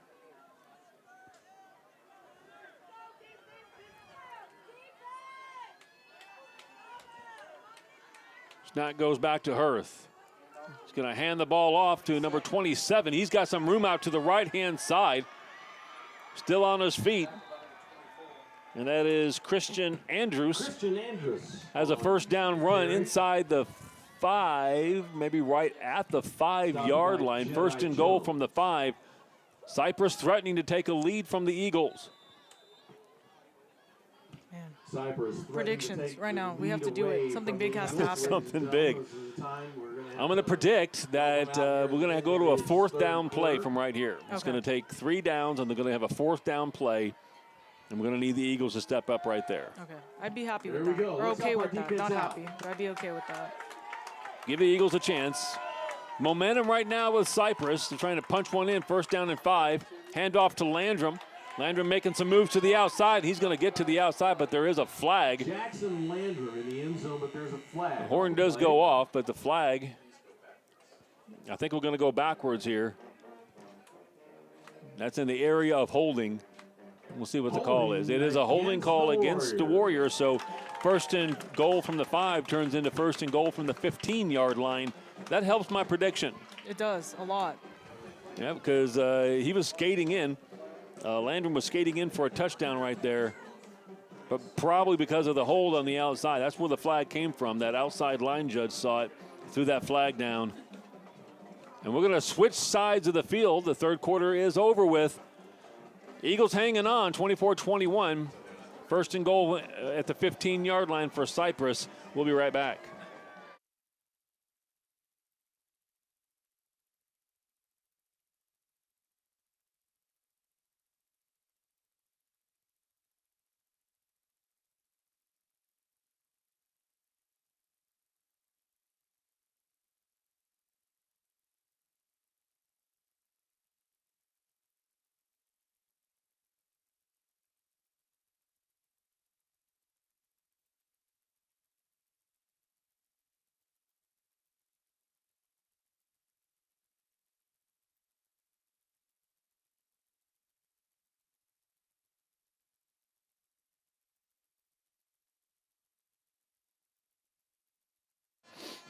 Camille just commenting how times have changed. We're sitting here and having a regular conversation about football. So you've had a crash course in football over the last several weeks. Football for dummies. You're going to write the book now. Maybe at least a pamphlet on it. All right, folks, 15-yard line is where the ball's at. Eagles need to make a stand right here. Just starting the fourth quarter. Here's a rollout to the right. Hurts going to throw the ball. Tipped by Solomon Cole. Pass defended. Well done. Made a break on that pass. He almost had the interception. Almost made me look good. I would have bought him a cake right there, making me look that good. I think we have to stand by. I think you have to stand by your laws. At least 3 touchdowns. At least 6 pancakes. All right, fine. I buy him a cupcake. You know what would be funny though is if we walked in on Monday with 6 pancakes. That'd be kind of funny. Well, it'll be a first period, so if he gets 6 pancakes and I confirm it, I'll go to McDonald's before the game and get him 6 pancakes. All right, this is 2nd down and goal.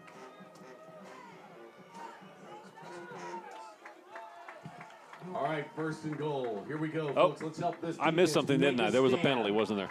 Oh, I didn't see it. 1st and goal from the 10. Must have been like an offsides. I'm sorry, I was talking too much. Oh, Here's no. Landrum.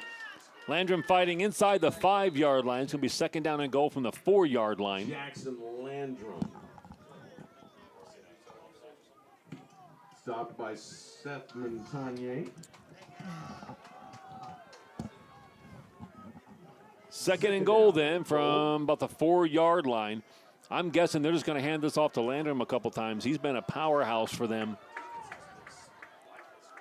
11:20 left in the 4th quarter. The Eagle defense would like to have a play right here. Pitch over to the right side of Landrum. Oh, that's a play. That's a big play. Looking for a number. That is Aiden McDonald, senior leader, one of our captains. He got to Landrum, slung him down onto the ground. That's the big play we needed because now we've got 3rd down and goal. And the ball's just outside the 10. This is big time right here. It'd be nice to get a stop. This is when the seniors come in and they're like, you know what? This is my last game at home. You can't stomp on me at this time. You can't stomp on me this time. Well, Aiden just did one of those. Pass play is going to be out to the right-hand side. That is overthrown. He tried to get that out to Story. 4th down and goal from the 10. We'll see if they're going to go for it, if they're going to try a field goal. Man, I just got to see what a difference. Like, I feel like it's like, it's a thing people talk about, like the student body at least. We're like, oh, yeah, the football teams, changed a lot. But really, like, if you look at the stands, everyone is packed. There's people coming from different schools, which has never happened. People are coming from random schools, coming to come watch the games. Like, Coach Black has really stepped this team up to a different degree than I would have ever imagined in 1 year.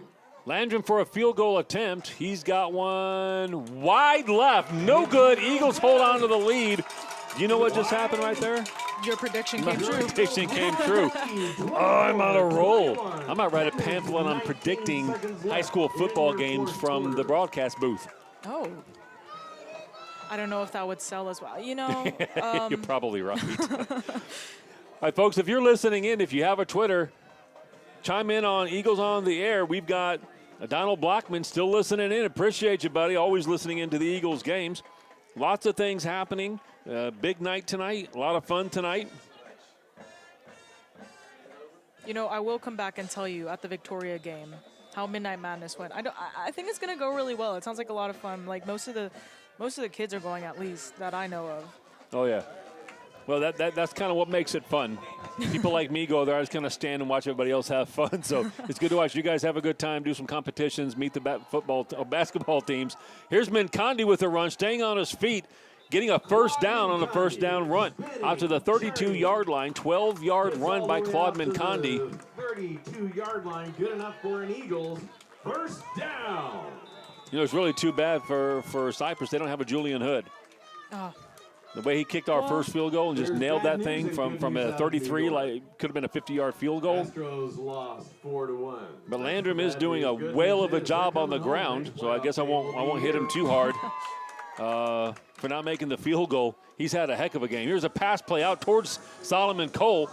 A quick wide receiver screen, and Solomon's going to get 6, maybe 7 yards on that screen pass. Solomon's been a big part of the offense so far tonight. Flag on the play, block in the back against the Eagles. And a flag. Yeah.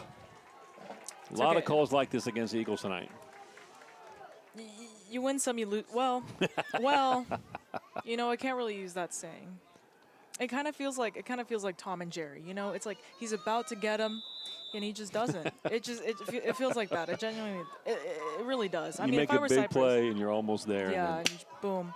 I have not heard a Tom and Jerry reference in a football game in my entire life. So well done.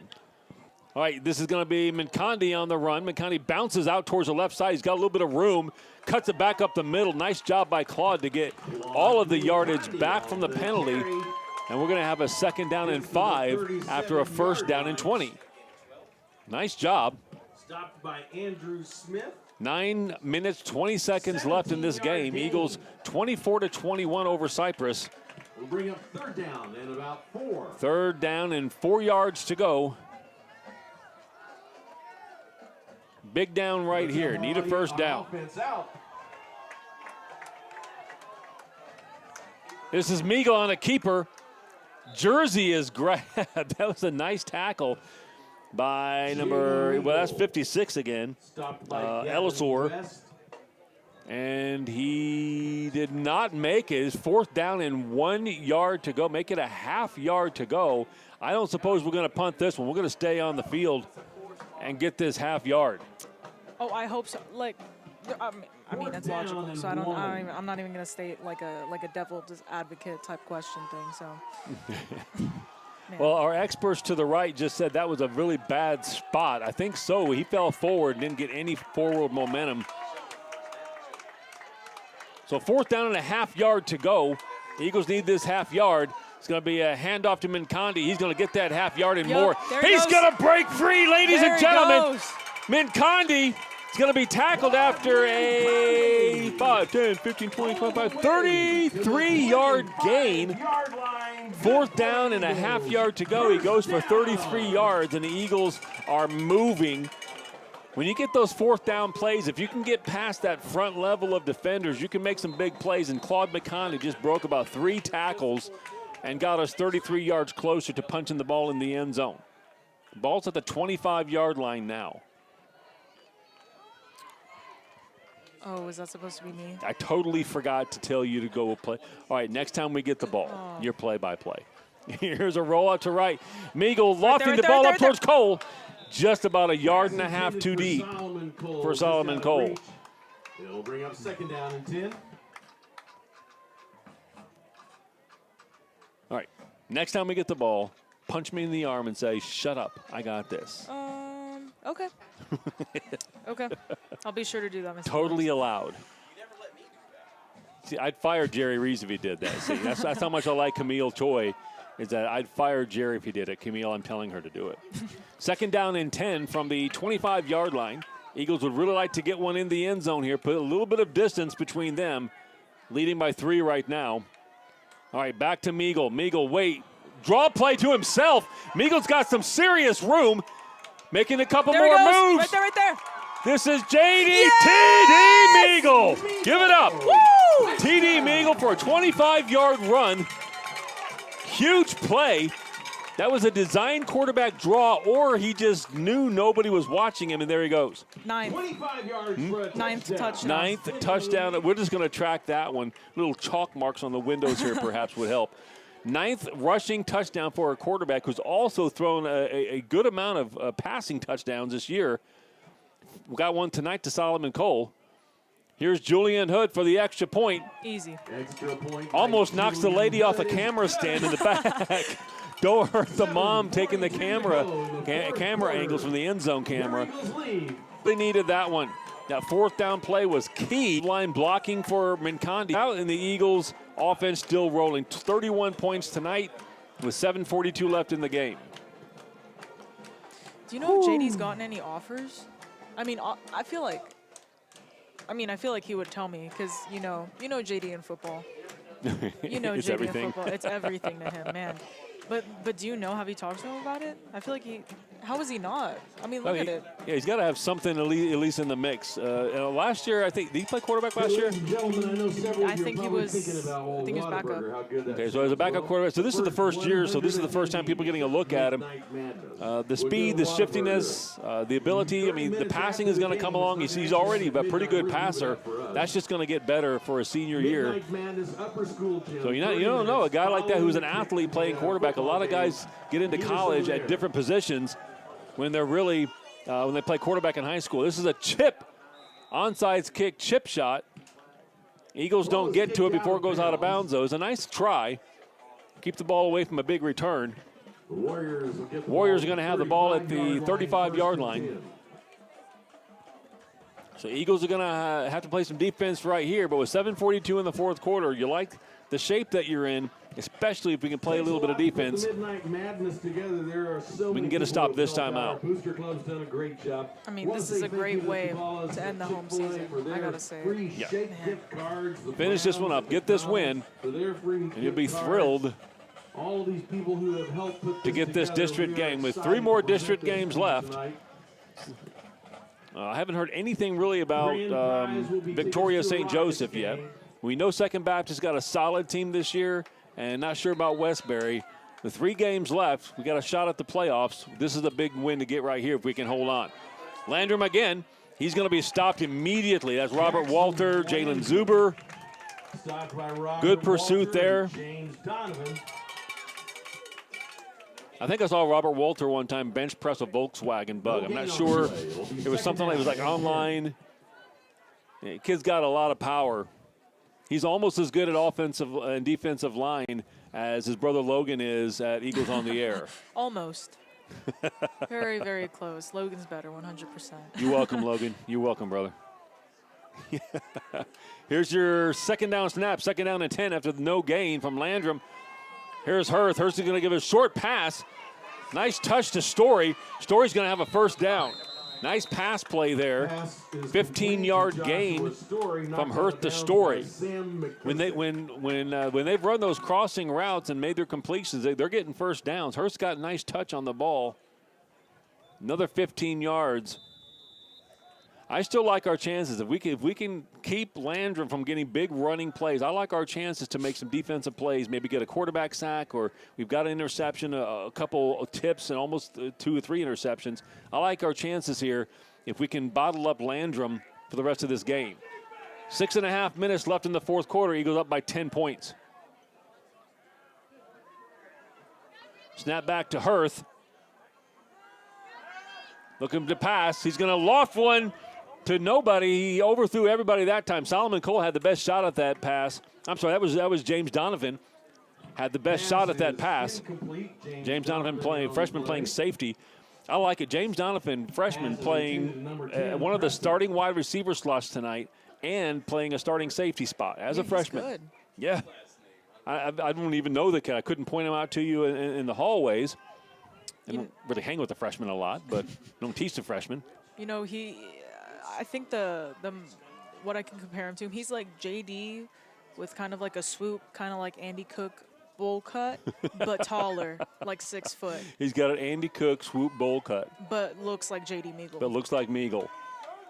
Jeez, that's not a bad duo. 2 quarterbacks.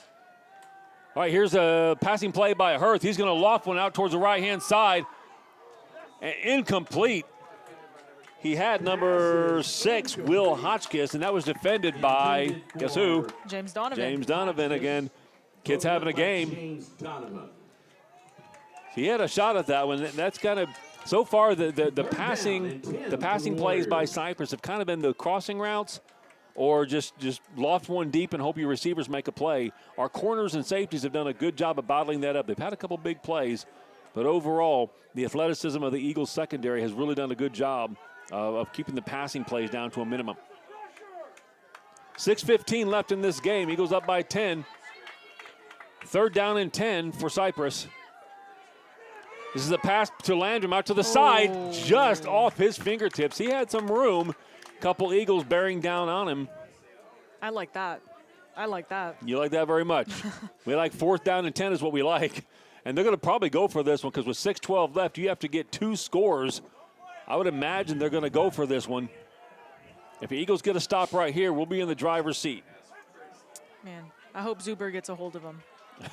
It'll be game over. Let's get some freshman Jalen Zuber in the backfield on this one. Get some pressure on Hurth. You see if they run that same play because he was open for a pass play. And that ball is tipped. That's a nice job. Grant Harrelson having himself a bit of a celebration there on 4th and 10. Let's go. Not sure what this. That was a lot. I like a little bit of energy there. He's giving a couple of woos down on that sideline. Pass play. I don't even know who he was trying to get that to, but Harrelson jumped, I don't know, 40, 45-inch vertical or something there. He jumped up to 45 feet. We'll say whatever because he got the pass and knocked it down. Nice job. Eagles take over. We're at our own 49-yard line. How do you feel now? Man, I kind of don't want to jinx it. I kind of don't want to say anything. If we had that kind oh, shoot. Shut up. Don't say a word. Yes. I am so proud of you for not saying anything right there when I tossed it up to you and you said, I will not jinx this play because that might have been a turnover. Well done. Fist bump for that one. Right there. Camille Choi, a well-seasoned broadcaster, as she definitely did not. Now, I've always said if I have that kind of power, if I can speak a word and something happens, then, I'm just going to speak it's a touchdown every play. But I'm not so sure something weird didn't happen right there. 5.5 minutes left. Man, I want him to throw Caleb Howard so bad. Yes. He's waiting for it. You can see him every time he throws. He's like, please throw it to me. He needs a catch. He needs it. The guy's our leading receiver all season long. Didn't have a catch yet tonight. Here's a keeper by Meagle. He's going up the middle. He's got some room. And J.D. Meagle, I think he got a first down. Good blocking by the right side of that line. That's the Remington Strickland side of the line. Oh, no one's getting past him. No, man. sir. I kind of hope he's got those 6 pancakes because if he does, I don't mind buying him 6 pancakes for that or just buying him the cake if he wishes. All right, ladies and gentlemen, we got a first down, and we're at just outside the 40-yard line. Just under 5 minutes. See, Mr. Williams, I'm supposed to be doing play-by-play right now, but. You didn't punch me. No, but we're doing so much better with me being on color. You, like we can't switch up anything. I can't say anything. You make all the predictions. We'll win. That's how it works. All right, we're going to allow it. Oh, see? This is Meagle breaking arm tackles. Claude I said Meagle. This is Mincondi. That's Mincondi. That is Mincondi. He's got a first down. Maybe the Eagles wearing down a little bit as we go under 5 minutes now. 4 minutes and 22 seconds left. A 10-point lead. It's possible this offensive line has finally worn down that defense because a couple of big runs in a row, and we're getting close. You see what I'm saying? We're doing so much better with us being in the All right. You're so good at the color commentary. We'll just roll with the color. And when we get to, maybe basketball game, you can take some play-by-play. Yeah. Softball for sure. We'll just give it to you and Miss Shepard for the lead for softball games. Is there Oh, yeah, I guess you would do color. I was like, is there Meagle's a keeper. Nice fake pass out to the right. Meagle's breaking tackles, staying on his feet. And he's getting close to a first down. This will be very close, depending on the spot. Mr. Williams, right now, Caleb Howard. Right now, Caleb Howard. I want to see it. He hasn't gone a pass. Okay, that one pass, he did make it. But he hasn't gone a pass all game. Yeah. And look at him. He's all dressed up. Like, he has his he's highlighted, highlighter was like was the theme tonight. Got the bumblebee look. Yeah. He just throw it to him, Well, thing is with 3 minutes left, we're probably not going to pass the ball at all here. We got a 10-point lead. We're probably going to run the ball a few more times. I wouldn't mind. I really wouldn't mind. You never know. Meagle, he draws back to pass. Lost one up towards Caleb Howard. Yes! Holy cow! You're my joking! gosh! I'm a genius. Are you joking? You know what's going to happen right now? I'm going to put down this headset, and Camille Toy's taking over. I am out. Camille Toy's taking over. Everyone's ears hurt in the booth right now. I'm going to be honest. Wow. I retire, I resign, I'm fired. Mr. Williams, there's no way. Do I have, is this a spiritual gift? We want to come up here and do color for Camille Choi because this guy's done. Mr. Reeves, isn't this a spiritual gift? Point by Julian Hood is Oh, and the point, and Julian Hood, good. Your Eagles extend the lead 38. I wish you guys could see the shock on Mr. Williams' face. I wish. All right, look, there's always one moment in somebody's career where they realize the end has been reached. That's now. That's tonight. That is tonight. I'm going to find somebody else. This is the time we need to find that student that wants to come on and do some commentary. Well done, Camille Choi. You willed it into existence. You made it happen. I'm like, no, we're going to run the ball. And you're like, but I want it to happen, and it happened. Man. You know what? You need to want us to get a playoff spot. We need to go little by little because I feel like if we shoot, every time I say, 2 touchdowns, 1 quarter, it never ends up working out. But when I go little by little by little, it's just like the covenant, the Abrahamic covenant, huh, Mr. You Reeves? just brought that. Mr. Reeves, the Abrahamic covenant, little by little. He's an awesome. Julian Hood with the kick. Squib kick, going to bounce around and finally going to be picked up by Slavic. And she's going to get out to about the 29-yard line. It's a good job by Hood, just preventing them from getting a long return. We've been squib kicking it and kind of doing onside kicks tonight. And Giorgio Bote, it'll be Warriors ball. Julian, after only playing football for a couple of times, a couple of years, has learned, those little tricks and stuff. He had a pretty good onside kick earlier. It went 9 yards instead of the 10, but not a bad job. He had a little chip shot that just barely went out of bounds. So he's learning all the different kinds of kicks, and we know he can kick field goals and extra points. We have Ethan Hendricks. All right, score is 38-21, 2:45 left. You'll see some passing plays now by Hirth. Never mind. Reverses. Jalen Zuber tries to ruin that reverse, and the Eagles are going to chase this one down. This is number 14, and the poor guy, Brady Braun. The Eagles were all over that one. So a reverse play attempted, and one reverse play snuffed out. And Cinco got him. Cinco got him. Did you see Sam Cinco McKissick? Andy Cook right there screaming into the face of Sam McKissick. Let's go. Andy Cook got himself on the field. Andy's been injured for most of the season. Andy's a backup quarterback. Helps our JV. He's been kind of in and out. He'll be playing some varsity next year for sure.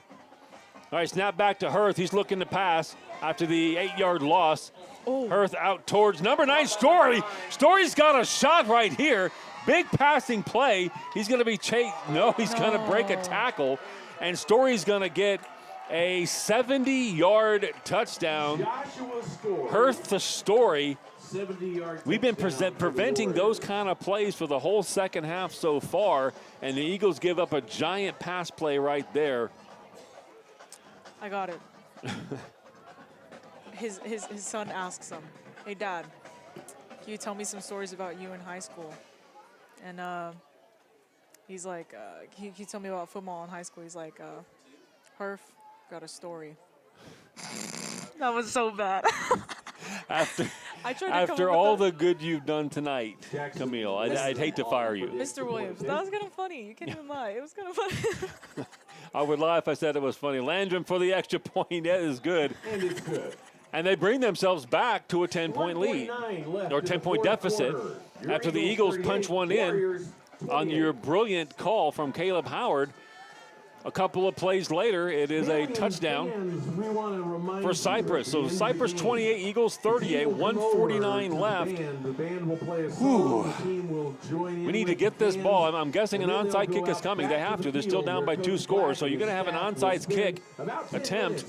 Eagles are going to have to cover it up. We ask that you respect that time, remain in the stands. Logan, what do you think? Eagles going to hang on? But don't forget, we've got Midnight Madness. Eagles going to hang on to this win? Logan's giving the thumbs up. Logan's got his prediction. There's going to be bubbles, soccer. There's going to be things that will help you make your evening even better. This will be a big one. If we cover up this onside kick with 1:49 left, again, we're still in the driver's seat as you're giving up that long touchdown, Hurts, but we're still there. Cover this one up. And maybe throw another one to Caleb Howard. I don't know. Because what do I know? You know what I think? It's gonna be George. Gonna be George. Yeah. Why not? Here's your onside kick attempt, and it's gonna be touched early. Right They touched it before it went 10 yards. So even though number 10 for the Eagles. J.D. Meagle covers that. Of course, your quarterback's going to cover that. I keep looking like number 10. Who in the world's number 10? Because why would your quarterback be out there? Well, he's got good hands. T.D. Meagle. Yeah, you put your hands team out there, and your quarterback is on the hands team. You got to love a quarterback that runs, passes, returns, defends, whatever, and you put him on the hands team as well. So Eagles have the ball. Even though he recovered, it was illegally touched early, so Eagles are going to have the ball with 1:46 left. At the 48-yard line of the Warriors. On the 48-yard line, I would expect a few runs right here. Get a couple more first downs. Why not? I think all the timeouts. I think Cypress has all their timeouts, so we can't just kneel the ball right here. Meagle and McCondy in the backfield. Handoff to Claude McCondy. He's going to have a ton of yards, and he's going to have a giant touchdown. Right there. There you go. That's a 48-yard touchdown by Claude McCondy. Put a cap on this game. McCondy well over 100 yards for this game. Nice blocking, a giant hole for Claude, one cutback, and see you later. Kid's going to play football somewhere. Definitely. He's got speed and power. He's a smart kid. That only took about 10 seconds off the clock, but it put 7 points on the board. Nice hold there by all-star holder. It's good. Marcos Romo. 1 minute and 30. Another extra point by Julian Hull. I like it when Julian gets the extra point and it goes through the standards, but then it goes into the soccer goal at the same time. We should give him 2. If you could do that, you should get 2 points. Okay, we can do that. 45 points on the board for the Eagles. Looking at all the seniors, and I'm getting kind of sad. I'm not gonna lie. Last home game, I've been watching him play since I was a freshman. Since before I was a freshman. Since I was in the 8th grade, I was watching him play football. It's kind of sad. Ladies and gentlemen, But, they've given so much to the team. I just feel like there's so much respect for the seniors. A lot of the time, the underclassmen, they'll be like, ooh, you can't tell us what to do just because you're older. But they're like, no, they really respect the seniors. At least the football players, they really do. There's some good kids on this senior squad. You are correct. And the senior squad went through a couple of tough seasons. Last year in particular, when injuries just decimated the team, we actually had we couldn't play the last 3 games. We didn't have enough players. Squib kick here by Hood. And we're just making sure they don't get any kind of a big return. That is number 10. It would be with Shonky, because I would have to say his name here at the end of the game. He covers it up in first down and 10 at the 40-yard line. This group of seniors have been leaders on this team. They've done an excellent job. We're heading towards a winning record right here. This will be our 5th win of the year versus 2 losses. This team of senior leaders trying to get this team into the playoffs after what was a near disastrous year last year. Coach Black and his coaching staff building this team back up. These players working hard over the summertime, playing hard, winning back football at this school. Hurth at quarterback in the shotgun. Landrum to his left. It's going to be a quick pass over to Story, who scored that huge touchdown last time around. He's going to be stopped at about a 10-yard gain, but I think there's going to be a face mask here. That's my guess anyway. As soon as the tackles were made, flag was thrown down. Face mask against it is a face mask penalty against the Eagles. So we went all the way down to a minute 18. This is the longest minute 46. That's what I was about to say. Yeah. That's what I was really about to say. And the gentlemen on our left side are laughing because they want the stinking clock to run as well. Come on, man. Well, in a minute 18 football time anyway, we're going to start heading over towards Midnight Madness. Here's Hurth. He's going to drop back, pass it to Story again. A crossing route has worked great for Story. Hurth racking up some yards. It's a first down pass there. He gets down to the 23-yard line and a first down for Cypress. 1:09 left. 17-point lead. Eagles are going to take the victory on senior night. Hurth is going to pass this one out to the side towards Landrum. Landrum's got a head of steam. Whoa. And he's going to get close to the end zone. He's going to be down at inside the 5, about the 1-yard line. Just short of the goal line. So first and goal at the 1. Warriors trying to punch one in here at the end. They played a good game. Landrum has had, I don't know if this is a career game or not. I assume he's been a big part of their offense the whole season. He's been excellent tonight. Hurth under center right now. Landrum in the backfield. I'm assuming this is going to be a Landrum run. And a false start by the Warriors going to set them back 5 yards. Illegal procedure against the Warriors. All right, folks, next week, next Friday night, we will be at Victoria, St. Joseph's in Victoria. They're usually a pretty good squad. Got some talent out there deep in the heart of Texas. And we're going to do everything we can to make sure we put that game on for you. And we're going to have 1 week off after that. We will not be able to do the Second Baptist game. I hope you make it out to Second Baptist, an away game. But we will be back for the Westbury game in 3 weeks, our last regular season game. And then if we continue to play well, the Eagles should be able to make the playoffs. Is that timeout? It is a timeout for Cypress. All right, Camille, here's your big chance. Give us your wrap-up with 19 seconds left. What has been the highlight of this game? What's been the key to the Eagles' victory? Man. Don't you love how I throw these things at you with no warning whatsoever? Absolutely. It's my favorite thing in the whole world.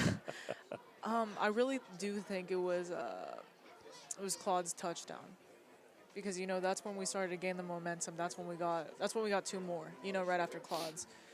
So I mean before we scored them, but it wasn't like a type thing. Yep. I think it was that. What do you think, Mr. Williams? Yeah, it's been a battle. I think you got a good argument right there that when McCondy got his first touchdown in, that's when we put a little bit of separation between the two teams. And even though we went into halftime with a 3-point lead, without McCondy with the big runs that he had, we would have had a problem. I don't know why we put the time back on the clock. So 29 seconds left. So that might have been the key play. I think our running game has been the key. We've had some good passes. Here's your first down and goal play.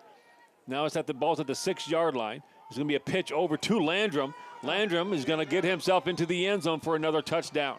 Has he scored all of them? Story got that last long one. Other than that, it might be the Landrum show. So it's like the Solomon Cole, but reversed. The Jackson Landrum. Landrum. Doesn't it seem like whoever we play always has the one guy that does most of their damage? Well, okay, I was about to say so do we, but not really. I mean, we're pretty spread out. Absolutely. I mean, early in the season, Caleb Howard was catching 6-7 passes a game for 100 yards and a touchdown every game. You had Solomon Cole's had his games.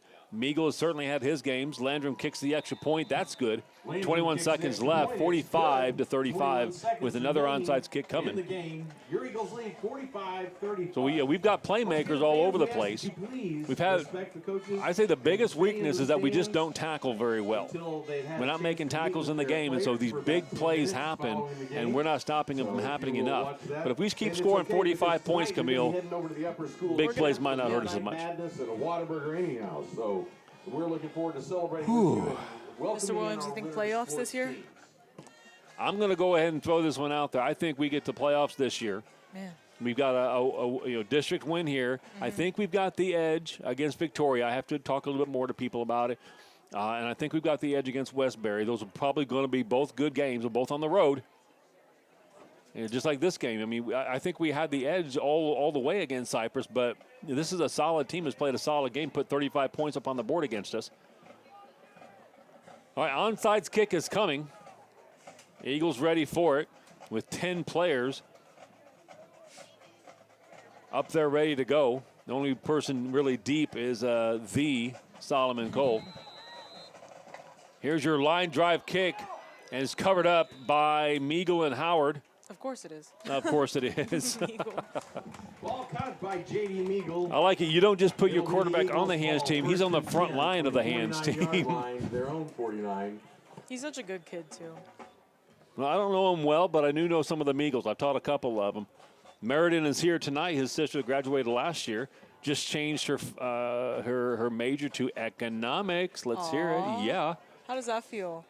Yeah. This guy's happy. Yeah, she's got a good head. She could probably go into pre-law, pre-med, or anything she wants to. All right, good news is that the Eagles are in victory formation, and we're going to take a snap. We're going to kneel down the ball. And then we're going to wrap this game up. This has been a good, hard-fought win. And ladies and gentlemen, if everything goes according to plan, the Eagles are going, or we are going to broadcast the Eagles on the road next week when the broadcast team travels to Victoria. Camille, why don't you sign us off tonight? Give us a little goodbye. Let us make sure you know what's coming up tonight. But why don't you sign us off tonight after a great job?